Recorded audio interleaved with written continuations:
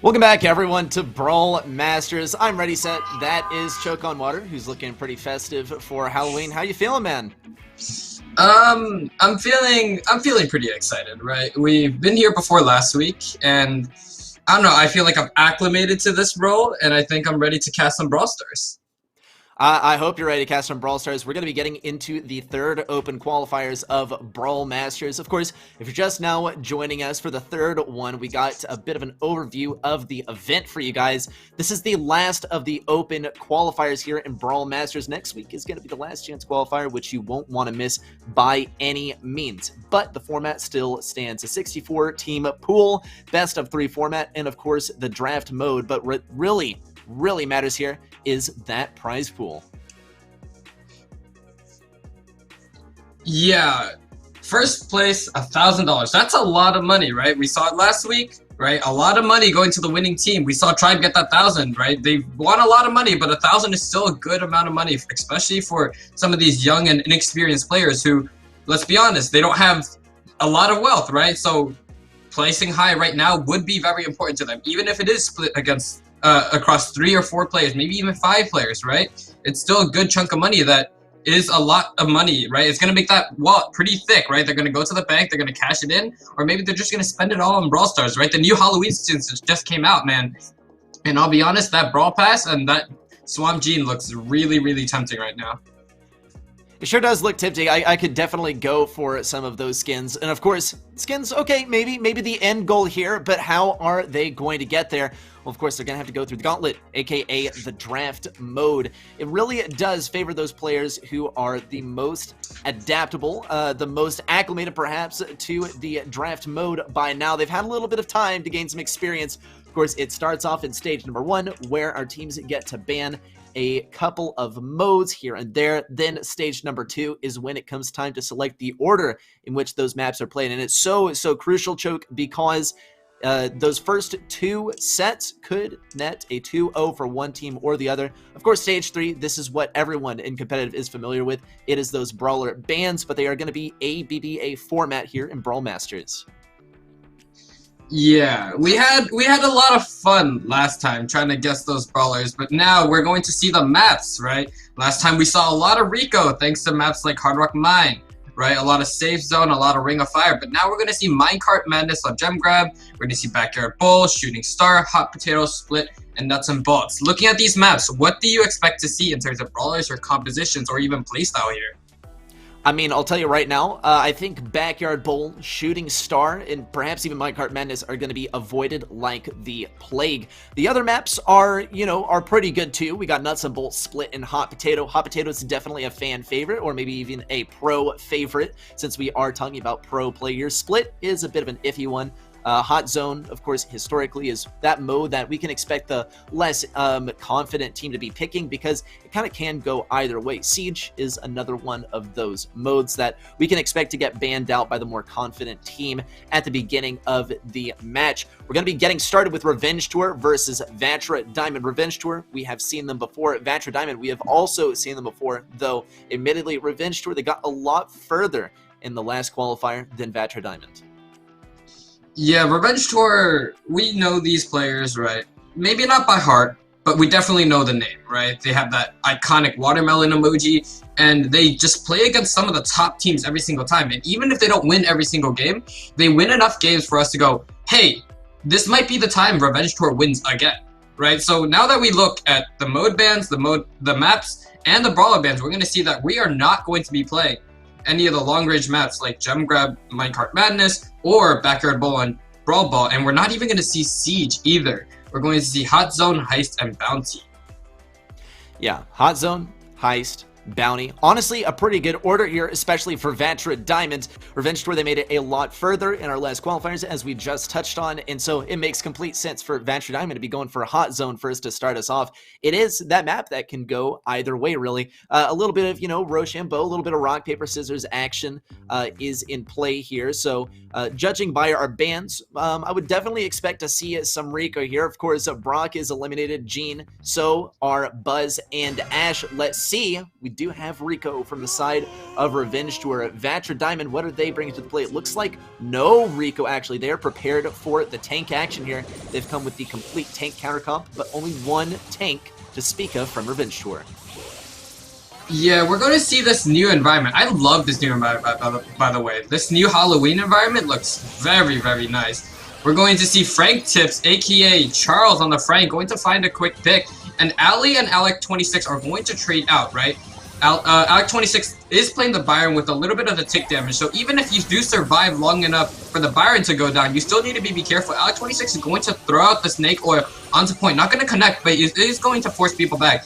He is a bit low, so he's going to have to poke, and we're going to see the Piggy Bank come down, destroy even more walls. But Charles, he's like, if you want to destroy walls, I'll show you how to destroy walls. Cute Sands poke down, is forced to use the Bouncy Castle, but another super coming out from Charles. He's going to find Amablick, and Cute Sands just holding this right side very well. A combo of Alec26 and Frank right now, just on the left side. Frank Tips does find another pick. They're running 3 tank counters, but I don't know already. This tank just seems like an unstoppable force right now. Yeah, especially combined with Byron, it's an unstoppable force.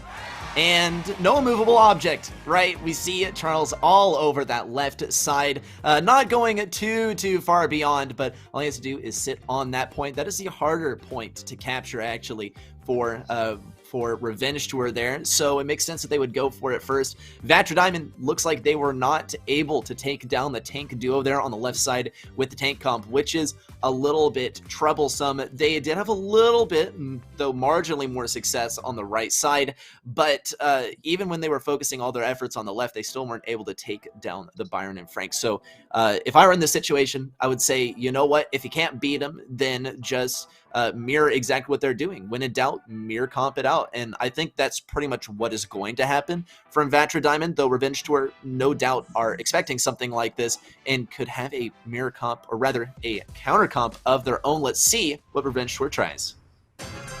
Revenge Tour, same comp we've seen, right?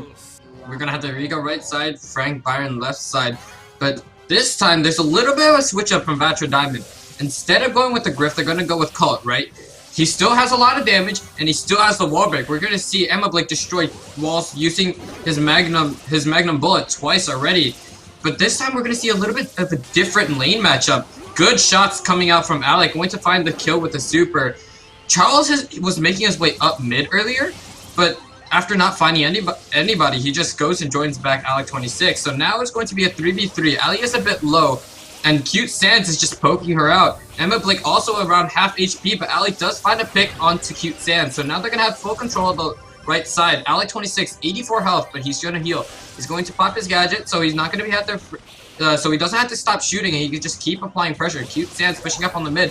Amablick low. Another great super coming out from Cute Sands. Charles sees his teammate drops the super, drops his own, and that's going to be a team wipe coming out from Revenge Tour.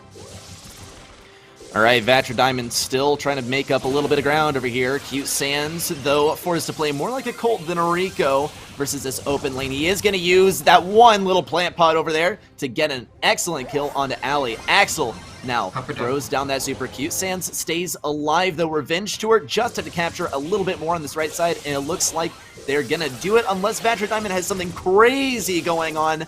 They do pump out a lot of damage. They managed to take down Charles too, but it looks like their fate is practically already sealed. There's just not really anything, or perhaps not. I don't know. Revenge Tour look like they might be able to get up on this point.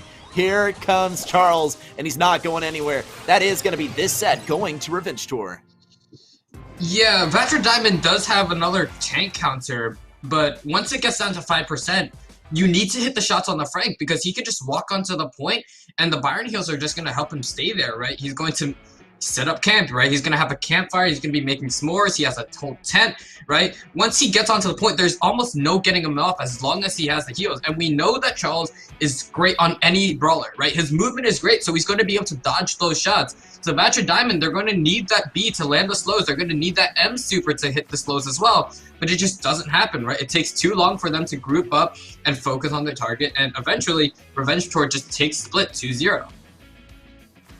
Yeah, so next we'll be moving into Hot Potato, and I mean, Choke, I know you love Rico. This is going to be another one of those Rico maps I do predict, though Barley could be making an entrance here. Barley is one that we've been seeing a little bit on and off. Like, Barley's good, but he just, you know, has a few too many counters that are popular in the meta for him to be very viable. So Barley would definitely outdo Rico here on the lane, but now, of course, we have some other brawlers that can counter him out. Of course, when we talk about Hot Potato, it's that BB and Edgar combo that seems to be extremely prevalent and very worrisome. And I would definitely be worried if I were Vatra Diamond, because if they take that risk and it doesn't pay off, they're looking at a match point straight in the face. Yeah, we've seen teams go for something like a Griff as well, right? Something like a Cult, just to destroy those walls, right? If you have a BB Edgar, they're going to need those walls to make their way up into the field. But if you just destroy all the walls, then you just don't have to be afraid anymore. So going into this game now, we're going to take a look at what the comps have been picked. So we're going to see, ooh, Double Tank and Rico coming out from Revenge Tour, while we have a little bit of a different look coming out from Vatra Diamond. They're going to be running the Barley, a Colette, and another Rico. We're going to see the Ricos both just kind of make their way up mid, but Axel isn't going to be able to stop Alex26 from just making his way up.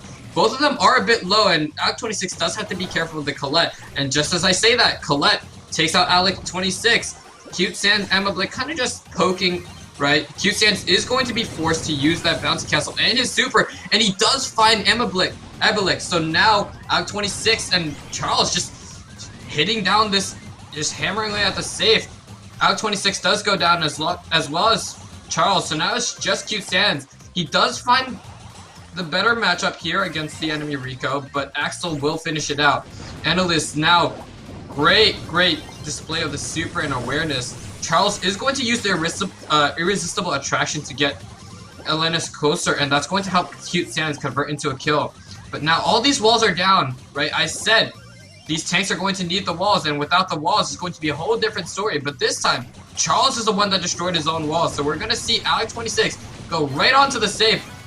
The Colette knows that this is going to be a big threat, so they invest their super as well to chase down the Frank and knock down the health. Cute Sans has to hold off this push, and he is going to find Axel. Elenis does go in with the super, but Alex26 destroys Colette on the way back. Cute Sans finding his super as well, and that's going to be the first round of Hot Potato going toward Revenge Tour. Unfortunate there for Vatra Diamond, as they are going to be looking at, as I said, that match point straight in the face.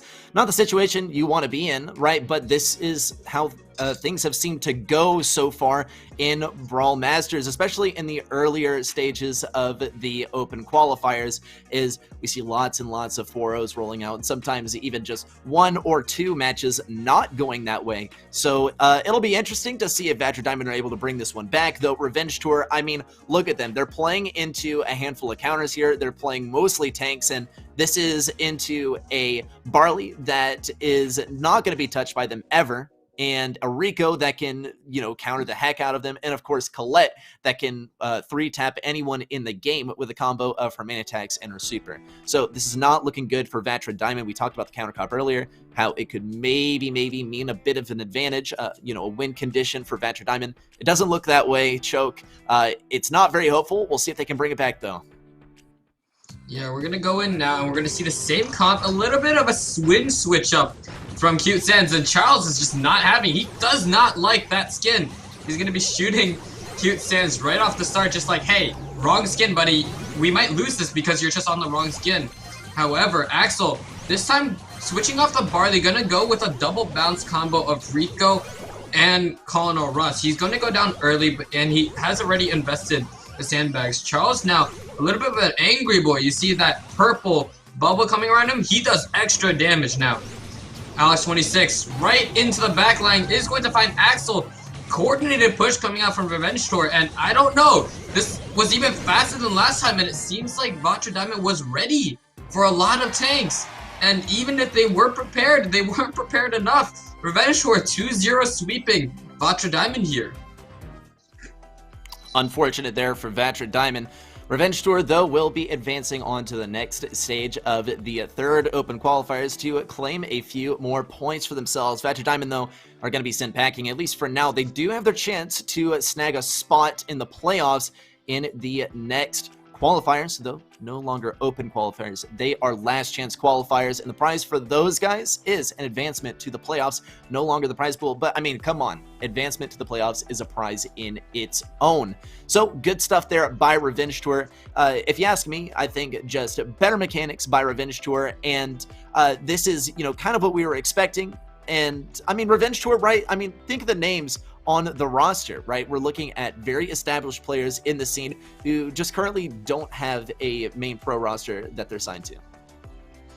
Yeah, these players, you know, some of them haven't been playing pro for too long, right? Cute Sans, not a name that we've seen, you know, on top of tournament leaderboards or in tournaments, you know, too recently, because he is a bit of a younger player, right? But still, despite that, he has been playing in the semi-pro scene. He's been a part of the community for a long time. He's been playing against some of the best players, right? Both in scrims and in just like Power League, right? You watch any pro players' videos in NA, eventually you'll see Cute Sans just in one of the games, right? Playing against or with them. And it goes to show here, right? We see Cute Sans just absolutely destroying on the Rico, right? I told you, I love a good Rico, and right now, I'm really liking Cute Sans. Yeah, I mean, Cute Sans has definitely stolen the show with his Rico play, but the show is going to be stolen now by, well, a different match. It's going to be Gallant Esports versus O.O coming up. Two teams that we have routinely seen face up against each other in the later stages of the open qualifiers now are going to be going against each other in the round of 16. And O.O, we've seen them fight through some really tough rosters. Same from Gallant Esports. So it is going to be pretty challenging to predict who exactly is going to take the W here. But, well, I mean, there's no doubt that it's going to be even more challenging for either one of these teams to take the W here and advance on to the next stage. Of course, we're going to be getting into that draft mode pretty soon here. But for now, Choke, I mean, what are your thoughts on these two teams? I think O.O has a really good chance here, right? O.O, very strong team. We see Gallant win a lot of games too, but I don't think Gallant is just as consistent as O.O, right? Even when some of the players aren't even playing at their best, they're still very strong players. So going into the mode ban now, right, we're going to see Bounty, Hot Zone, and Siege not in the rotation. O.O does not want to play Siege, and Gallant does not want to play Bounty or Hot Zone. Yeah, I can't blame him for not wanting to play Bounty or Hot Zone, right? Split is just that mode that can, or rather that map that can go either way. Bounty also, I mean, we're talking Shooting Star, kind of a drag also, 2 minutes and 30 seconds for a match. I mean, come on. So Siege also is another mode that can go just either way. So with our remaining maps, I think this is a pretty good lineup for O.O. Maybe less so for Gallant Esports. They did pick Minecart Madness, right? That is one that they can definitely work with versus O.O, who historically have had a few challenges on this map. I mean, it's no secret that this is a challenging map, but I mean, if you're the underdog, this is a great place to put your focus, is just hammer down on your enemy's weaknesses. That seems to be exactly the case here. So O.O are going to start things off with Heist, though, and Choke, we're going to see a little bit more Rico action, perhaps a little bit of the BB Edgar combo, too. Definitely what our teams are expecting here as well. Man, I just love Rico, right? I don't know what else I can say except for I love the Bouncy Boy, right? We're not going to see him banned either because Buzz, Bell, Ash, and Poco are banned, right? So we know that O.O doesn't want to play against like a tanky comp or like a tank rush comp, right? You take out the Ash, right? Some of the other options are good, right? We just saw like Bull and Frank do a lot of work, but against a team like Gallant, I don't know if tanks will work, right?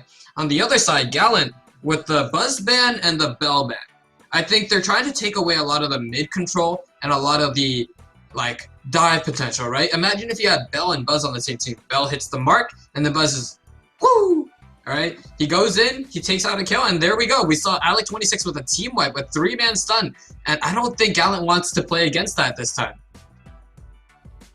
Yeah, I can definitely tell you that they are not looking forward to playing against that. So with our bans in place, right, we got the Ashe, we got the Poco, the Buzz, and the Bell. It's an interesting sort of arrangement here, right, because the Bell is banned out. It's definitely targeted more at Minecart Madness and Backyard Bowl. Of course, it doesn't completely eliminate the viable sharpshooters here. Byron is still very, very viable. Brock is available, so we're going to have to see whether those brawlers come out. Of course, we're only going to get a little bit of a taste of some of those long-range brawlers here on Hot Potato. And in fact, we're going to see Guerrero bring out the Primo over here on the right lane. This is absolutely not the optimal matchup for him, as he is going to have to face against Griff, a really, really strong tank counter. Down go the walls as well. Toast doubling it down on what Fade started, or perhaps the other way around. Lots and lots of wall break to go around from the side of O.O. BrawlMSTRS really trying to push through mid here, but not very successful so far. Guerrero is kind of the weakest link here, but really just because of the brawler that he is playing. He lacks the range to deal with these enemy brawlers. Eventually he'll farm up that super and be able to get something off of it, but until then, it's just going to be a struggle. Yeah, I don't know what Guerrero can do here, right? I definitely wasn't expecting a Primo, but I was expecting to see a tank here and there, but man, this Primo is going to struggle. We do have a chance of seeing Guerrero with the super, maybe a team wipe, right? We know that tanks now can charge their super just by taking damage. So Guerrero is just kind of juking around, trying to take a little bit of damage, but not too much damage, trying to body block some shots onto the safe, and he's going to make his way up mid, but man, the damage coming out from Brock, from Griff, and from Rico is just a lot, even for a tanky brawler like Guerrero. But speaking of Guerrero, he dives in, he's going to use a gadget onto the safe, but I don't know, he's down to 2,000 HP and he does go down. Meanwhile, Minwoo, he is a little bit of a fast Rico here, and he is a bit low too. Steven, wow, goes down to the rocket ray coming out from Fade, and now they're going to be, Ododo are going to be pushing up. Guerrero does drop the super, hits Toast against the wall, so Toast will go down, but Fade does find the pick onto Guerrero without going down himself. And we're going to see a very smart rocket ray coming out from Fade, because he knows that we can't let Guerrero do even more, so we're just going to destroy more walls, deny him even more map control and pressure. Meanwhile, Jaws and Toast on the right side. Guerrero with another jump in is going to find Minwoo, but he is slow, so he can't really push in too far. And just as I said that, he pushes in too far. Fade does find the kill, and Fade is going to get another shot onto Steven. He's going to put him pretty low, around half health now, and Minwoo's going to be pushing in with the super.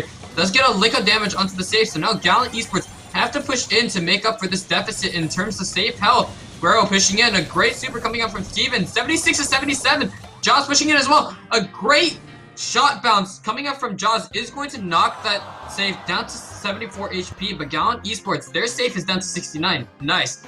And the round does go to O.O Esports.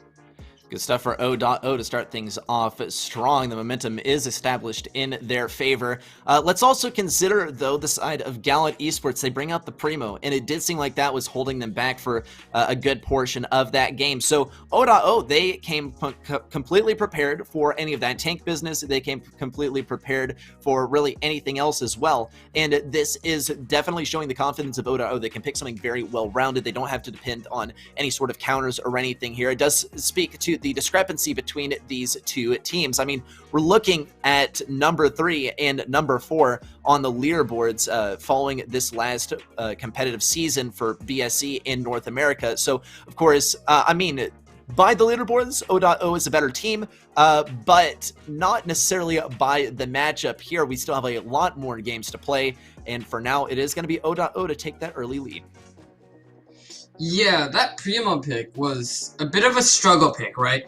Late game, Guerrero started to do a lot, but early game, he struggled. So going into the early game of this one, we're going to see a very different comp coming out from Gallant. We're going to have Colt, Colette, and Rico. Meanwhile, we're going to see a triple tank from O.O, right? Whereas Gallant was like, we ran the tank and it didn't work, so we're going to switch it up. And then O.O was like, you ran a tank and it didn't work, so what are we going to do? We're going to run tanks and make it work, right? So Fade's going to be pushing up. He does have the Berserker star power, so he has a lot of reload. He's going to be able to drop a lot of damage if he is low health onto that save. Guerrero investing the super, just to get Fade back into spawn even with the bubble. By the time he makes his way back into the fight, the bubble's already gone. Good super from Steven, destroying even more walls. And Guerrero with a great super on his own does find another pick onto the bull. Steven now pushing his way up. He does have super, and we're going to see him destroy even more walls. Great decision making from Steven here. Jaws does get a super off, hits the safe for a little bit, but does go down. Tostadas making his way down into their spawn, drops his super, does hit the safe, but isn't going to connect onto anybody. Steven chased down by Fade, but going to be able to escape before the Stomper comes down and slows him down. Fade going to find 2 more kills here.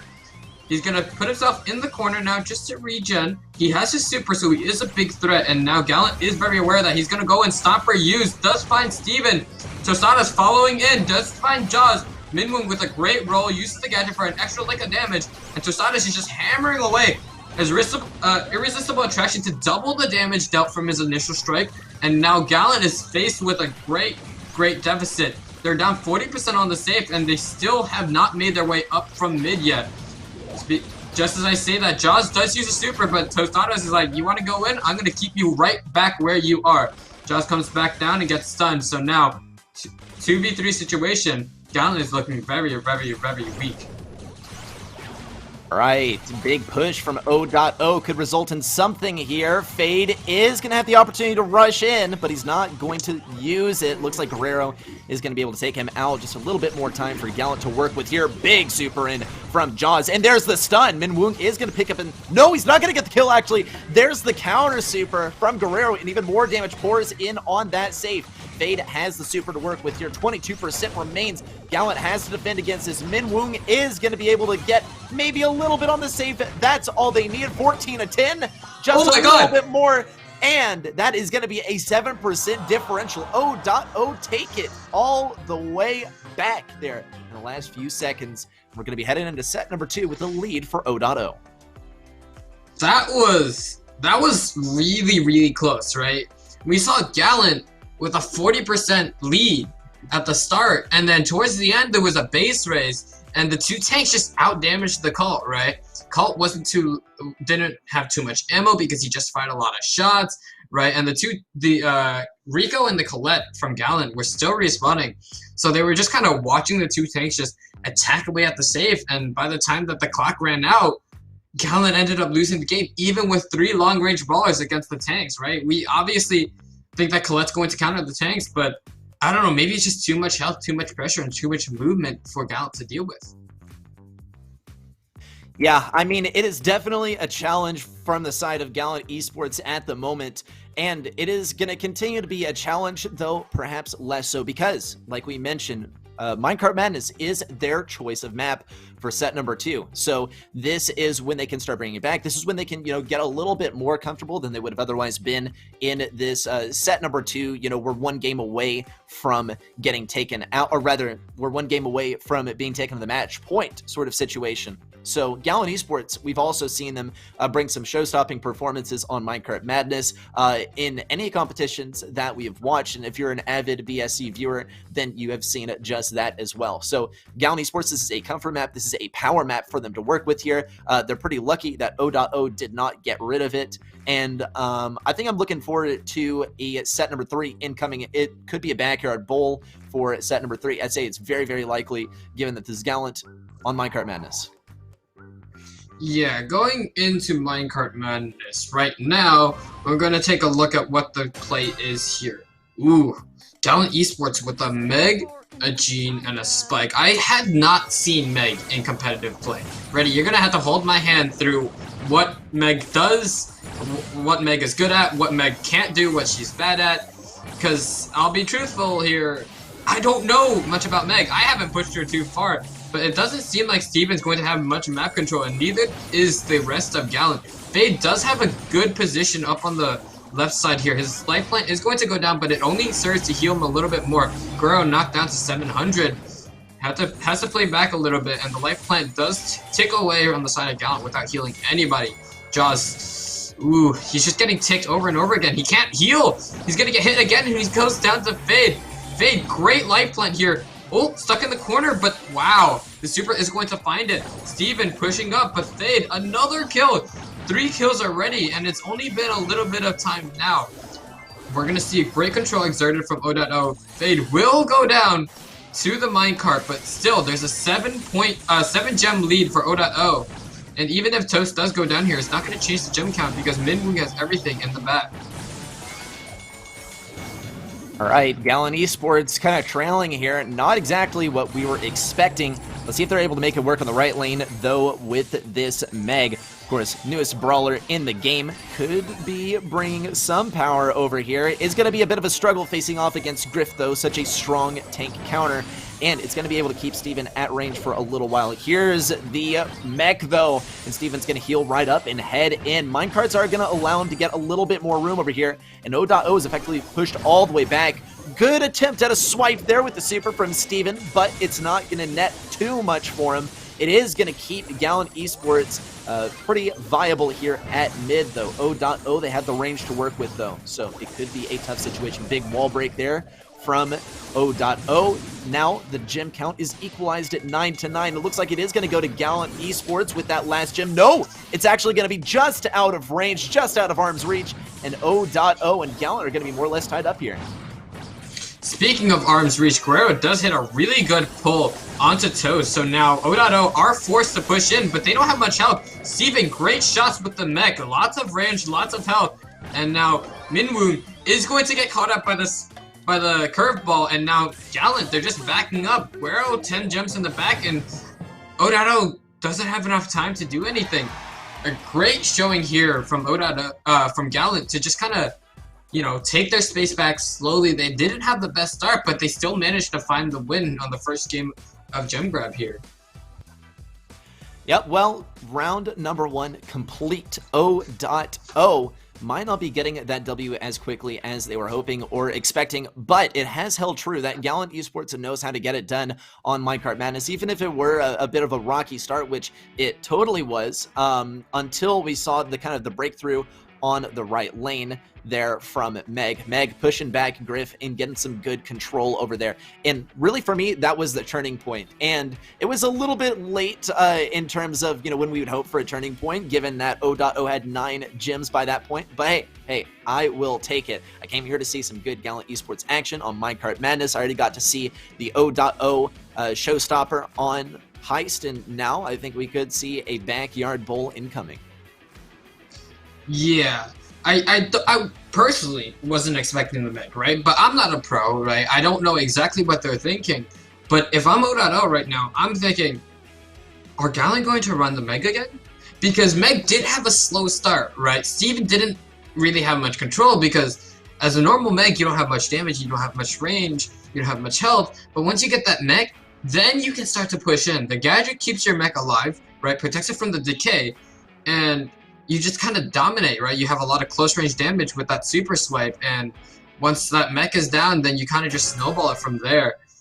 Gallant Esports not going to be running the mech this time. They're going to be running something a little more similar to what O.O was running, but we're going to see Guerrero on the Sprout instead of the Meg this time.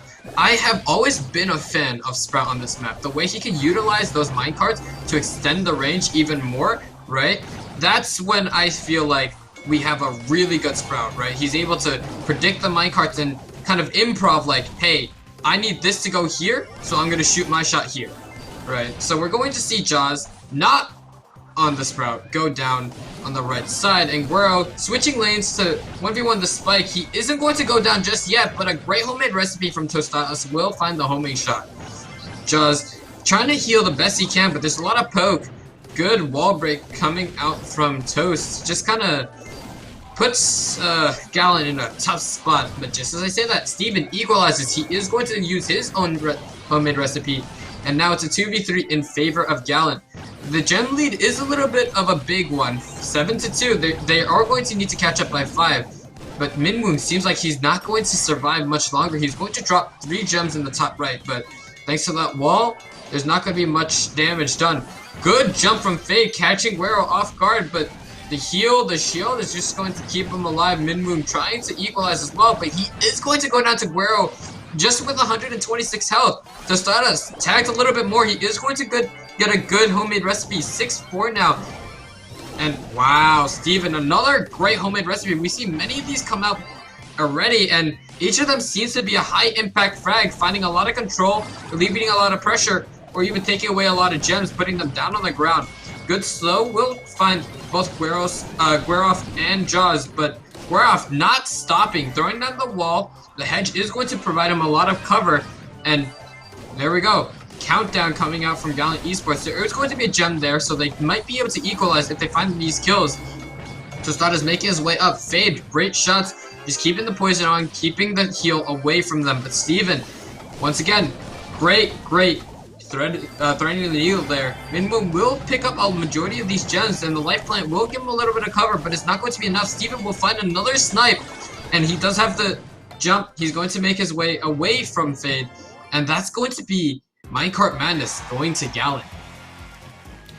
Right, well, it always feels good to be right, to see Gallant Esports take the 2-0 here. It is their expertise, and they absolutely put on a good show. So, we're going to be seeing a Backyard Bowl coming up next for set number 3, and this is when it's all going to go down. Even just one win, game number 1, is going to determine that we have a match point on the way for someone. And this is nice to see at this early of a stage, especially between these two teams, given that they are so well matched. And it is a little bit unfortunate to know that one of them is going to be swept to the wayside for now, and only one other is going to be advancing onto the later stages of the tournament. Of course, the loser here will have the chance to come back in the last chance qualifiers, but let's focus on who's going to be advancing in this qualifier. It's going to be whoever takes the win in Backyard Bowl. Now, we talk long-range brawlers here. We saw a little bit of Piper in our last game, especially with Bell banned out. It's going to be a viable strategy. Byron also is going to be a good one. Leon is also available. You did get a bit of a nerf here, but that lollipop drop is still going to be a little bit viable. Yeah, I felt like towards the end, Steven was just on fire. And I don't mean because Fade was playing the Phoenix Crow, right?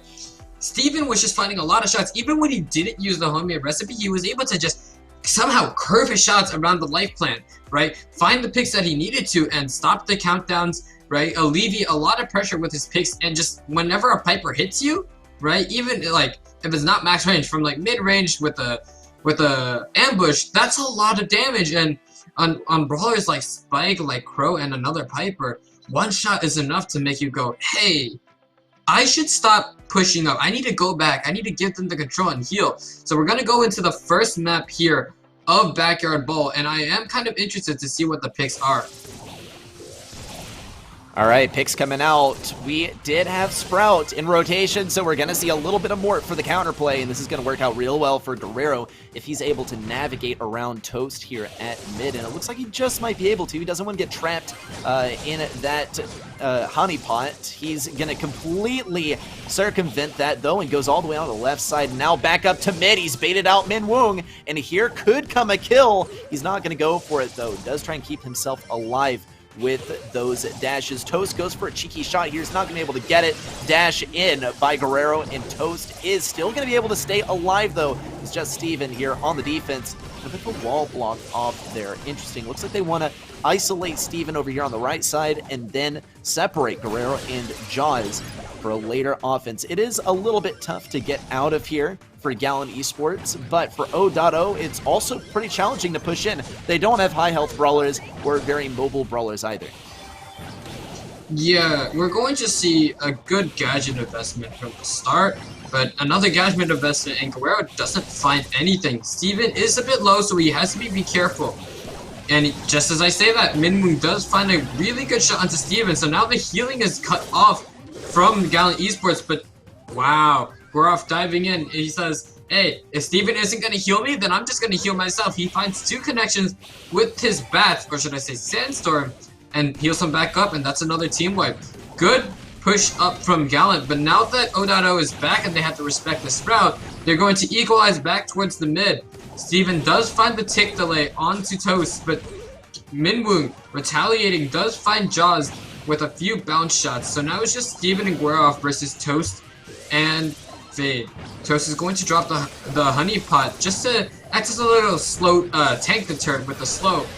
We're going to see Guerrero go in, and he's off the screen, but he does find Toast, and it looks like he's about to find Minwoong too. He does indeed find Minwoo, but Minwoo drops the hedge just in time to prevent Josh from pushing his way in. Fade and Toast work together. Great coordination. Does find Graf, and Josh is going to find Fade, but Toast is going to clean it out. As we head into overtime here, I fear that Gallant is going to struggle. They have the Byron, which is a good long-range option, but aside from that, the best range they have is Mortis, the Mortis bats, and the BB bubble, right? They can't really close the distance without investing a lot into this, and it's going to be hard for Steven to keep up and hit his teammates to keep them just nice and healed up. Guerrero does pass the ball up, so we're going to see Josh just on the left side exerting a little bit of pressure. A good super comes out from Fade just to deny Josh from pushing up as far as he wants. He does pick up the ball, but a good Iron Hive coming out from Toast does slow and finish out the kill. There's still a life plant, so Fade can take use of that. Guerrero trying to dive in, but 3 people is just too much for him right now. Jaws is going to get a good knockback. Steven picks up the ball, throws it over to the right, and I think Gallant are just going to try to play safe, play for a draw, and go again. Alright, Gallant Esports, they gotta defend this ball on the right side. It just doesn't look like they're gonna be able to make it through this with their comp. O.O could get something here. Toast is gonna get into that corner, but there's no one for him to pass the ball to. He can't get it through. Jaws pass up to Guerrero, but there's just not enough time. And it is still going to be a tie here. Gallant Esports and O.O faced off with 0-0 in set number 3. No match point yet for either team. It is going to be a nice opportunity for Gallant Esports to go back to the drawing board a little bit because they did get countered pretty hard here. So O.O also have a bit of an idea that Gallant Esports, they've expended pretty much their use of a tank comp. So O.O can feel comfortable that they are not going to run that again as well. Yeah, this is a match that kind of differs from what we saw last week, right? Towards the start of the tournament last week, we saw a lot of 2-0 sweeps, maybe like 4-1, maybe 4-2, but we didn't really see anything go to map 3, and now we're on the second matchup today, and we have O.O and Gallant in a best of 3 on the 3rd map, right? We even saw a draw on the first one, so this is going to last a game longer than we expected, right? We saw the tank come out, and as good as Guerrero was on the Mortis, he didn't find any scores, right? He had a lot of pressure, but Minwoo and his hedges just shut things off, right? Without any wall breaks, you can't destroy the hedges, right? So that just denied a lot of the scores. We saw Josh try to push up with the ball in his hand, and Minwoo just dropped down the hedge. So we're going to go into another game now, and we're going to see the same comp coming out from Gallant, and we're going to see a little bit of a different look from O.O as well. They're going to be running double tank and Mortis. Guerrero does use the gadget. He gets a lot of swipes in, but he does go down. I feel like this is going to be a difficult matchup for Steven. He can heal his teammates, but against a tanky comp like this, he just doesn't have enough damage, and Minwoo knows that, so he just walks in without a single fear in his mind. 2 supers on the side of Gallant and 2 supers on the side of O.O. It all depends on who uses their super better, and Fade does drop his early, so does Guerrero. He's going to get bats off, finding 2, and throwing another one out. Tostadas popping the gadget as well, getting a lot of swipes in. Super comes out, only connects with 1 and goes down to Jaws. Meanwhile, Fade trying to do everything he can. He has the defensive bubble to keep him a little bit healthier, and he is going to get a good knockback onto Jaws. Meanwhile, Minwoo trying to drop the super, but after the knockback from Fade, nobody's there in his range. Meanwhile, Guerrero just super after super, finding a connection, doesn't go down, has so much health, has so much mobility, too much for Minwoo to deal with, and Toast does put an end to Guerrero's terror, so now it's going to be Steven left alone with these 3 big burly tanks. Alright, let's see what Minwoo's able to do here. There's 1 stun. Jaws does go down. Toast is able to get a super off of it too. Good stuff by Guerrero though to farm up his own super. No double bats though. Toast is able to super that one in. That's a second goal, and O.O is headed to the match point. Definitely a comfy place for them. They did miss a couple of chances to be at the match point in set number 2 on Minecart Madness, and they are getting the chance to redeem themselves as well. Interesting comps that we saw there at Choke, I must admit. Yeah, I was expecting something a little bit more regimented coming out from Gallant, right? But maybe that's what they expected us to expect. So like, alright, if you think we're gonna run something different and counter comp that, then we just go the same thing. You can't the same look. O.O just completely change things up. They go kind of pretty much triple tank, and towards the end, we see a great pass from Minwoo. He goes like, I might not have the health to do this, so I'm going to pass this around Guroff and give it to Toast. Toast picks up the ball, supers it in, and there we go. That's a 1-0 lead now on Brawl Ball. And I don't know, if I'm Gallant, I don't want to see the same comp again. They played it twice, and they surprised twice, but the surprise factor isn't enough to put them in the lead. Yeah, it's simply not enough. I mean, when we look at like a best of 3, it could happen, right? But you better be hoping that it happens in set number 2. And now that we're all the way to set number 3 and, the advantages in the hands of O.O, it is not looking very hopeful. There's only so much that you can depend on the RNG to get you the advantage. And admittedly, we saw like even in a couple of games on Heist where the advantage should have been for Gallant Esports, O.O still managed to take the victory with something that was just well-rounded and ready for anything, ready for the counter, ready for the usual stuff as well. It's a bit of a tough call though when we talk about Brawl Ball, right? Because you just gotta, be alive on the other side of the map. And so I think that it's going to be a simpler objective for Gallant to achieve, simpler objective for O.O to achieve. It comes down to the execution. You got to get the healer in there. You got to get the tank in there as well. Of course, with Poco banned out, your healer option is going to be Byron. And honestly, I don't think we've seen enough Byron so far. And that is absolutely sarcasm. We've seen Byron pretty much every single game so far. So maybe a little bit of a change up. We do have some possibilities for countering. We have Crow still in the mix as well. We saw it on Minecart Madness. Has not made an entry here yet, and it doesn't look like we're going to see it once again. Gallant Esports are bringing out the tank counter comp, and O.O are bringing out the tanks. It's not looking too hopeful for O.O, but they're going to be able to make do with it anyway. Toast now rushing in. Steven's not able to get the kill. Reaper Harvest heals up Toast just a little bit. It's not enough, though. Guerrero is able to get the solo defense. Gallant Esports can bring this one back to mid. And O.O are ready for this defense as well. Jaws has that super ready to go. Will be able to block off this right lane. Now Gallant Esports can turn their attention to the middle and the left. Minwoo is going to trudge through this though. Toast with the double bats as well. No super chained for Toast.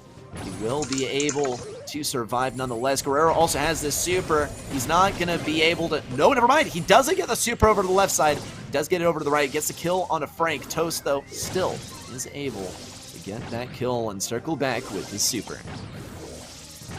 Yeah, we're going to see the counter comp again, right? But this time it's just Gallant running the triple tank counter, and I don't know how O.O can win this, right? They can try to stall this out, but if they stall it out, then overtime comes and the walls go down, and that's that. Guroff does find a lot of damage, but he is going to go down to Fade, so now it's just Fade and Steven, but Steven has a supercharge shot. That's 3,000 damage. You can't ignore that even if you are a tank. That's a lot of damage just coming straight at you in just one single shot. And Guroff dropping the piggy bank, trying to destroy as many walls as he can just to deny as much control and pressure from the tanks, right? If you don't have any walls, then you're susceptible to shots from any single direction. And once that happens, then it's just kind of a GG's, right? We can't dodge. We can't really do anything. We can't reach you. So I think that's it. Meanwhile, Minwoo pushes up on the right side. He does have a few walls, and he's going to use that to his advantage to stun and break these walls. The walls are now gone, so now 1-0 for O.O. Despite the tank counters, I don't know if Gallant Esports is going to have enough health and enough damage to just pressure and push up. Toast does go down, but so does one of their members, right? If the spike goes down, then what happens next? Guroff dropping the piggy bank right outside of the spawn, so the spawn is opened up with a 4-tile gap. Guroff trying to use his cards to deal the damage, but Minwoo irresistible attraction does bring him closer, and that's going to be it. A great performance coming out from O.O. Despite being countered, they're still going to close this out 3-1. Well, good stuff there for O.O to take the win. Unfortunate for Gallant, they won't be advancing on to the next round. They're going to have to press their luck in the last chance qualifiers. Definitely a good candidate for the playoffs if you ask me, but it has been proven, at least for now, that O.O is more worthy to head on to the next round continue accumulating some points to head off to the playoffs. Good stuff there in Brawl Ball. It's exactly what we need to see from O.O, as well as capitalizing on that momentum that they had established in game number 1.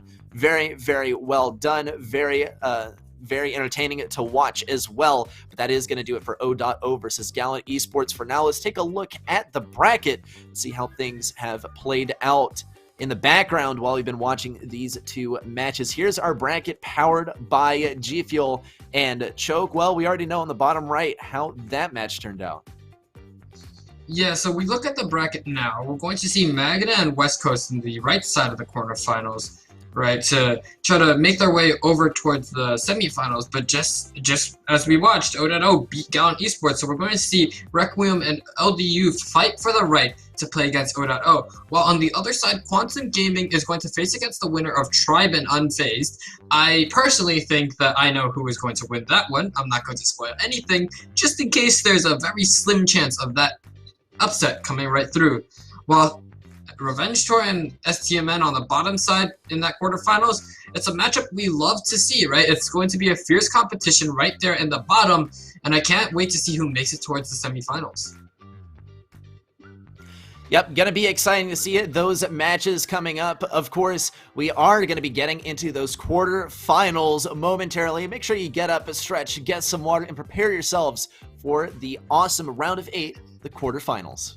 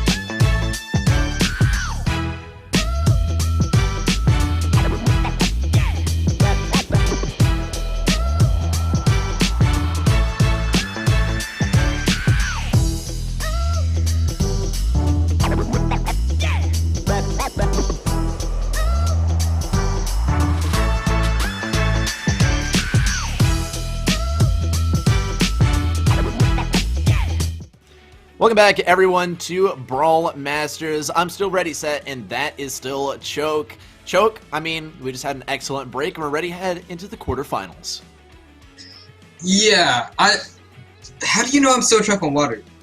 Is there like a defining feature about me that like differentiates me from not Choke on water? Is that the cat ears? It must be, man. I'm not hearing something right. Anyways, so we're going to be hopping into this next game, West Coast versus MagnaStars. Now, West Coast, I didn't know them, right? But then last week, I got to meet them, right? They were a very strong team, and they did put up a very good contention against some of these teams. But I'm looking at MagnaStars right now, and I'm drawing a blank, right? Can you tell me more about this team, or are you just lost as I am?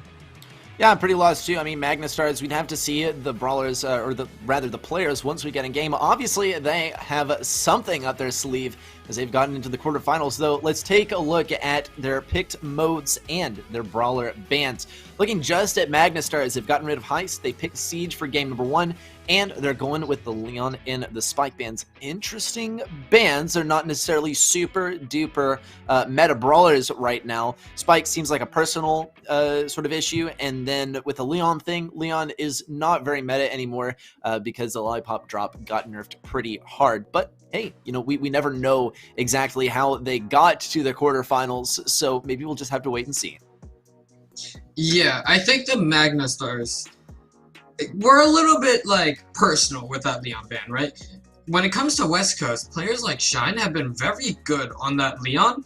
So even with the lollipop drop nerf, right, we never know. We could still see Leon because even without the lollipop drop, he still has a very strong kit. He's capable of poking at long ranges, at close range. He's a big threat, and he has a way to close that gap, right? He can use the super, and if he has smoke trails, then he'll be on your tail, right? No matter where you go, he'll be right behind you and just right next to you whenever you least expect it.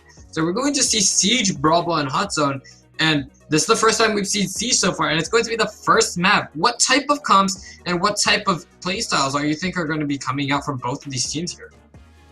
Yeah, well, I mean, let's start off with nuts and bolts, okay? This is when we expect to see some tank action, maybe some short-range brawlers as well, or rather some mid-range brawlers, maybe a little bit of max action here and there. Gene for the counter, Surge for the counter as well. Of course, you never want to neglect the possibility of Sprout here. Sprout can get some really good defenses on nuts and bolts. Moving on to Backyard Bull, I mean, we pretty much saw it all. It was all put out there for us in that last game that we saw just before the break. Right, a mixture of long-range brawlers and these very short-range healing-centric comps, and especially since Poco is going to be in the mix, I'm definitely expecting to see some of that. Provided that we go to set number 3, though, Split, it's going to be another one of those thrower maps, a little bit more spread action, and maybe some of that cheese with the tanks. Let's get into game number 1 and see how this pans out. We are going to see the Sandy, actually, as well as that Barley. Of course, Jack Chepo on the Barley is definitely one you want to look out for. Take a look at the comp for MagnaStars, though. They're opting for a thrower of their own, as well as Gene, but they're going to have Dandy over here on the Frank on the right lane for the 1v1. He was a little bit latent in getting there, so he's not going to be able to claim that first volt like a Frank usually would. And there's a stun as well, and the invulnerability by Dandy. It looks like he's not going to win this 1v1, and the Tick Super goes down. West Coast gets a dominating 4-volt lead to start things off. Yeah, Shine is going to be pushing up right behind the Siege bot here. I don't know if he's going to be able to find a lot of damage onto the safe, but he is going to deal a lot of damage towards the brawlers. He drops the Sandstorm, the invisibility, and the heals are going to come out. And wow, the stun coming out from J-Heart and then the damage from Chepo onto the Siege bot is going to be enough to take it out in the first push. So now West Coast is 1-0 on Siege, and they have a very dominant start.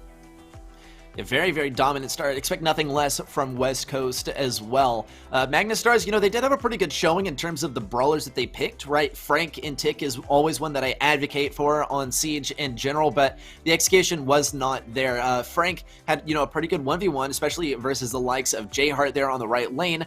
J-Heart's a very good Frank, and you're going to be hard-pressed to find someone that can defeat him in a 1v1 reliably. And I was thinking maybe we'd see a little bit of that. Here's the deal, though, is that Frank from the side of MagnaStars just was not there on time. It looked like he had a little bit of issues loading into the game and getting there on time. And that's the whole idea of picking such a tanky brawler, is you want to get that first bolt. Let's see in game number 2 if that changes up a little bit. The Coast, well, West Coast is in the lead to start things off. Shine this time switching off his pick, and wow, we're gonna see a Mortis and Siege. Bobby would definitely be happy. We're going to be seeing a similar comp coming out from MSTRS still, right? With the tick, with the Mortis, but we're gonna see the M's instead of the Gene Mirror. Chepo finds a great shot over towards Dandy, is going to finish out that kill, and Shine on the right side. Chipping away at that Frank isn't easy, but once you get him low, then he's really gonna start sweating. And once more, West Coast does have the first spot now. Great pull is going to find Lalo Smith, and a great super is going to stun Jay Smith right in front of the Siege, in front of the Siege spot. And now Shine in the back line, Bats coming out, dealing a lot of damage, and that's going to be another one push for West Coast, and 2-0 Siege, 1-0 total. West Coast looking unstoppable right now on a variety of different brawlers. Definitely looking unstoppable, and I would almost go as far as to say that they are unstoppable, at least at this stage. MSTRS, I mean, I'll stand by it. They did have some pretty good comps coming out here. It was the execution that just wasn't there, and that is where West Coast just outdoes all their competition, is on the execution of their team compositions. Even if they're faced with a counter comp, they're still able to make it work. We saw that with STMN. We saw it a little bit with Tribe in the past. They have faced up against these titans of NA, as we call them, in the past, and still put on a pretty good show. So West Coast, I mean, let's look into the future. The one team that they have not taken down yet is Tribe Gaming. That's going to be the most formidable foe for them. And, well, maybe MSTRS is just a stepping stone. MSTRS do still have a chance, though, to take this back in set number 2. Of course, this is not the map of their choosing, though. We'll be moving on to Backyard Bowl, and West Coast, it's no secret, they are masters of this mode. Yeah, West Coast, they don't come to me as that, like, slow, methodical, very patient team, right? They seem more like a scrappy, puggy, brawly team, right? And when you think like scrappy, kind of chaotic, kind of hectic, but still very like fierce and competitive, that's what Brawl Ball is to me, right? You have the ball right there, it's right in the middle of the map, and you have to run towards it, you gotta get control, and you gotta kick that ball into their goal. And you're going to need a lot of damage, you're going to need a lot of speed, you're going to need a lot of communication, and just a lot of intimidation to get that ball to where it needs to be. And that, to me, is the embodiment of West Coast, right? They're very good at just going in and destroying their opponents, right?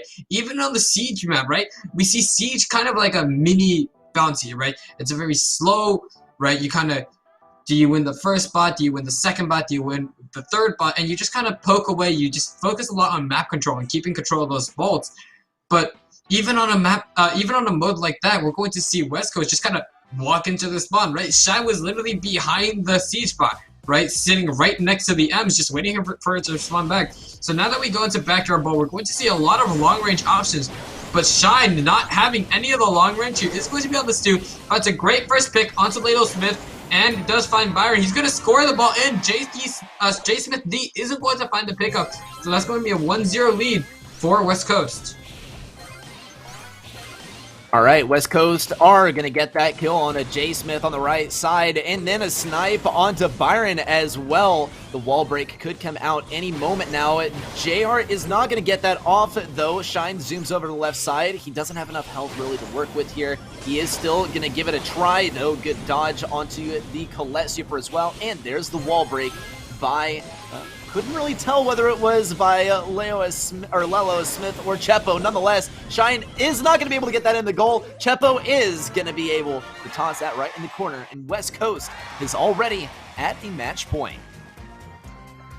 I told you, like, West Coast, they kind of just go forward, right?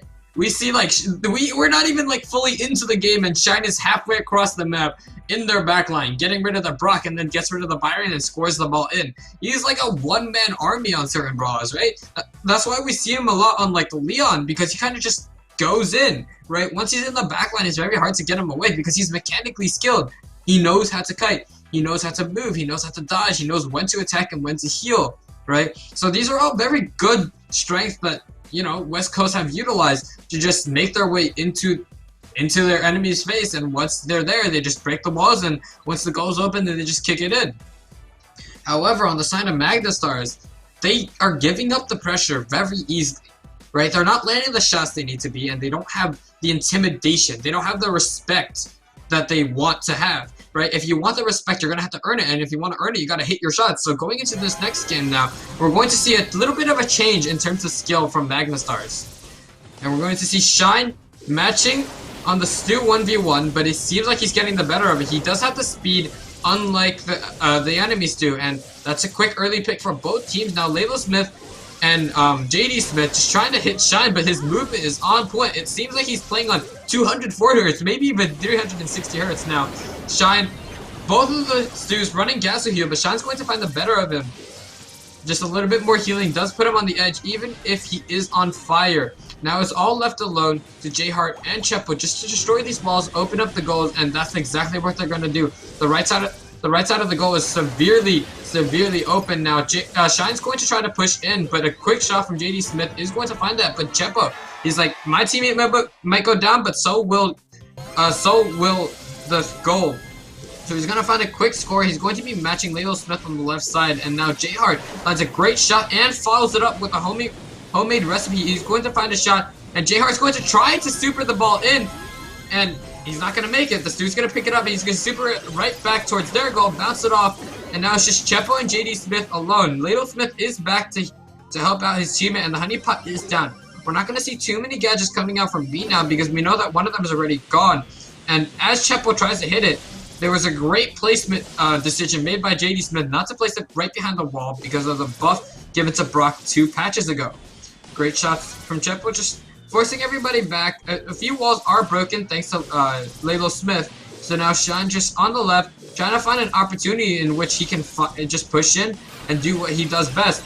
Meanwhile, Chepo, great rocket rain, is going to find one pick, but he is going to go down to the Stu. Now Shine on his own signature Stu, going to find the better of the mirror matchup, and it looks like he's going to find LaylaSmith, but J-Heart is like, nah, I'm going to take that kill for myself. He's going to land a good homemade recipe, so JD Smith now forced to go back and heal a little bit. J-Heart does find the kill. He's going to super, hitting the edge of the box, not going to find the score, but Shine with his own super is going to do the same exact thing, but take out LaylaSmith and secure this 2-0 for West Coast.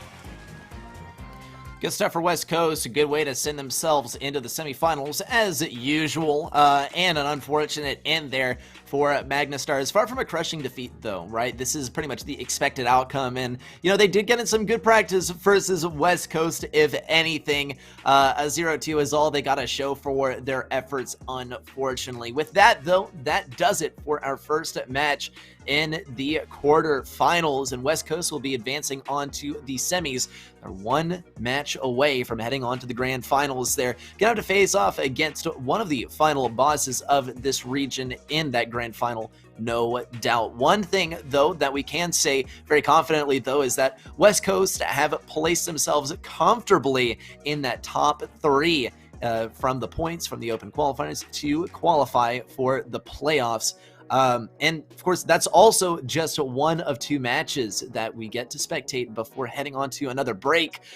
MSTRS put forth a good effort. West Coast will be advancing on. Momentarily, we'll be getting another match, but Choke, I mean, this is going to be a good one. STMN versus Revenge Tour. We saw STMN versus West Coast, right? Now we get to see STMN versus Revenge Tour. I feel like there's a clear winner here, but there's potential for an upset.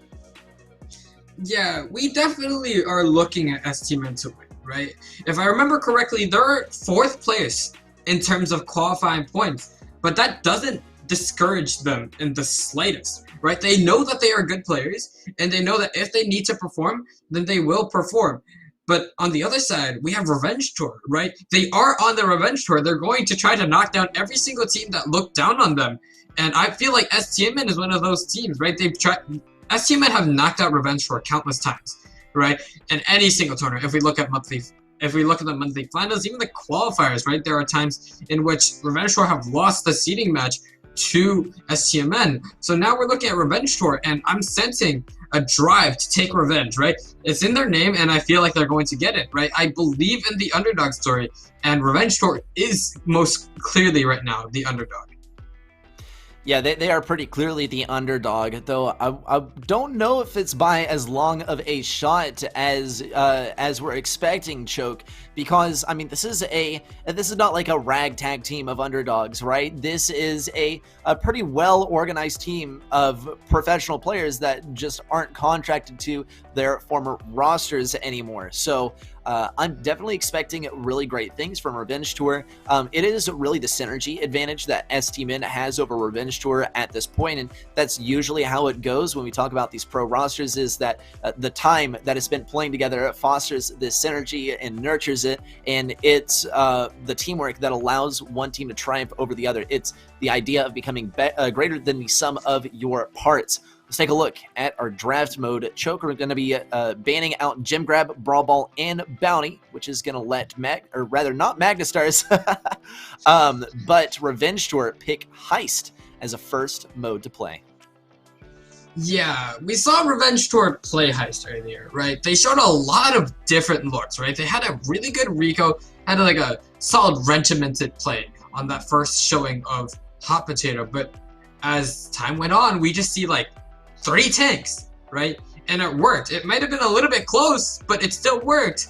And now I'm worried for STMN. Like, STMN is a really good team, but looking at their bans, I don't know if they're ready to play against like something like a triple tank. They do ban the Frank, but remember, if you ban Frank and Sprout, that means Ash is in play because Revenge Tour haven't banned Ash. So now I'm wondering, hey, are we going to see Byron Ash again? We saw STMN play it against Tribe last week, but are they ready to play against a team using it against them? That's the real question to me here. Yeah, and it's an interesting question too, because I feel like these maps are not very conducive to that sort of comp. Maybe on Hot Potato, though here's the thing. I mean, Rico is super prevalent here, and mid is just going to be like a meat grinder for anyone who steps into it as long as Rico is on the other side. Let's think about the wall break options, though, because that would open things up and allow STMN to, or rather, really any team, to make better use of that Byron and Ash strategy. And I mean, look, Hot Potato, Split, Nuts and Bolts, pretty close quarters maps. Not like super close quarters, but enough to where Byron is not going to be one of your go-tos, no matter how strong he is. So with the wall break options, maybe, right? I mean, Spike is out of the mix. Spike, good tank counter. It's definitely going to mean a little bit less Barley in here, since Barley's a hard counter for Spike. Also, I mean, look at the Brock ban here. This is when it starts to get real, in my opinion, because that is a lack of free wall break. So your only free wall break is really going to be Colt or like Griff or something. Yeah, we saw Toast play Griff earlier, right? He was laning against Square Off, so we had a pretty easy time. But now that I don't expect STMN, right, to be running Primo, then now we're going to be taking a look at what they're going to be running. And we're going to see Bell, Barley, and Rico coming from Revenge Tour. And we're going to see Colonel Ruff, Jesse, and Rico coming from STMN. There's a little bit of a mirror in terms of the Rico, but otherwise we have 2 very different picks on both sides, right? Bobby on the Jesse. It's not a brawler I've seen too much played on this map, right, in recent times, right? We saw it played earlier today, but that wasn't the best showing that we've ever seen of Jesse on this map. So now I'm looking at Bobby to set a precedent for a really good Jesse. Meanwhile, Zar just tossing it over his super, trying to hit as many shots as he can on Raz, but not going to connect any. Instead, Charles is going to connect his super onto Zar, and he's going to be marked. So now he's going to have to back away. He doesn't have the Robo Retreat, so he is a bit slow compared to a Robo Retreat that's slow. But now, Cute Sans himself is a bit low, but nope. Just like that, the Bounty Castle is going to heal him up, but Toonie might find the pick now. He's going to land his shot onto Raz instead of Cute Sans, but just turns right back around and finds the connection. Now, Toonie firing as many shots as he can over to the right side. Charles does go down to Zar, and it's going to look like it's a bit of a close match, but unless Zar can do something really quick, it's not going to go towards STMN and Revenge Tour. They take this first match against STMN on Hot Potato. Interesting to see Revenge Tour take that win to start things off. It is definitely the start that they wanted, right? STMN, definitely not a comfortable position for them. Nothing they can't work back from, though if they let this snowball into another win for Revenge Tour, it's not going to be looking too good in hot, rather not hot potato, but hot zone. Hot potato is where we are now. Hot potato followed by hot zone. Isn't that nice? Though we talk about split on hot zone, this is going to be one of the more unpredictable maps, right? That to follow hot potato. I think if Revenge Tour are able to get the win here, there is a very, very good chance that they could take hot zone to follow. So STMN, I mean, as far as things they got to change, right? They brought out the Jesse, and I don't know if the Jesse was really working for me. They also got to bring something to deal with the Barley, which seemed to be causing them a lot of trouble. Any sort of Barley counter will do. The other thing, though, is you don't want to play something that counters Barley and not end up playing against him, because now you are like operating at a disadvantage. STMN, they're used to it, right? They should be able to operate at a disadvantage with just a well-rounded comp, but that doesn't appear to be the case just based off of game number 1. Yeah, Raz on the right side. His Barley just phenomenal, right? We saw a bit of Barley play earlier as well. Just on the same map, and I've never seen a Barley as good as Raz, right? He has great positioning, he has a great idea of when to attack and when not to attack, when to use his super, and the name of the game on Barley is just area control and area denial, right? When your bot is just on the floor for that long, then you force people to go like, hey, is it worth risking to go into that to take extra damage? And most of the time, if you're playing someone like a Rico, right, a Colin of Ruffs, a Jesse, you don't have the most of health, so you're like, no, I'm just going to go the other way. But let's say you try to go the other way, right? Raz throws a bottle that way, you're like, oh, there's a bottle here, I'm going to go back the other way. And eventually, you're just kind of stuck where you are, and the only way to go is back. And once you go back, then Raz just pushes up, he has more walls, he's going to take advantage of those walls, and eventually you're back in your spawn, and they're just going to be hammering away at your safe, and that's kind of just what happened there. Right, STMN didn't have the control against the Barley, and due to the lack of control, they just kind of fell back. And as good as they are, that's just not enough to win them the game. Yeah, simply not good enough. Let's see how things change in game number 2. We're going to be moving along and seeing how things have changed in terms of comps, and we have seen some major changes actually. STMN, they're going to go for it with the Byron and Ash, and this is one that we didn't necessarily expect to see, mostly because of the Rico play here, but it doesn't seem to be phasing Bobby. Sans is not really hitting these shots to boot, but he is able to get a good number of hits. Bobby stays alive though, thanks to Zara, and a good kill by Toonie. Already some damage on the safe, but this is when Raz starts to go to town. Those cards, that refund is coming out and dealing loads and loads of damage. Hopefully, for the sake of Revenge Tour, it turns into an offense that gets a good amount of damage on the safe. Yeah, while Charles does find the pick onto OG, right, Toonie's like, hey, you take out my team and I'll take you out, right? So he just dives in, he lanes the connection, goes straight in, and does find a pick. However, Cute Sans on the left here is going to get a super. Toonie tries to cancel it with his own super, but mid-air, he's just going to get caught out and does go down. A good switch up from Zar, just to like throw his potion on the left side, force Cute Sans back, deny him a lot of damage because he's forced to reload. And Bobby on the right side just trying to juke, take a little bit of damage to charge up his rage meter while still maintaining his health. And Zar is going to help out with that heal. Bobby very low here. He's going to pop the gadget, use up all his rage meter, and just heal back up. Charles firing a blind super into there and not going to find it. He's going to trade out with Zar, but Zar is forced to invest his own super. And now Toonie, he does have his surfboard ready, but he's going to go down before he gets the chance to use it. Raz is doing a lot of work with this refund. A lot of burst damage, a lot of long range is going to help him secure this, and he's just going to do the same thing. He does go down to Zar.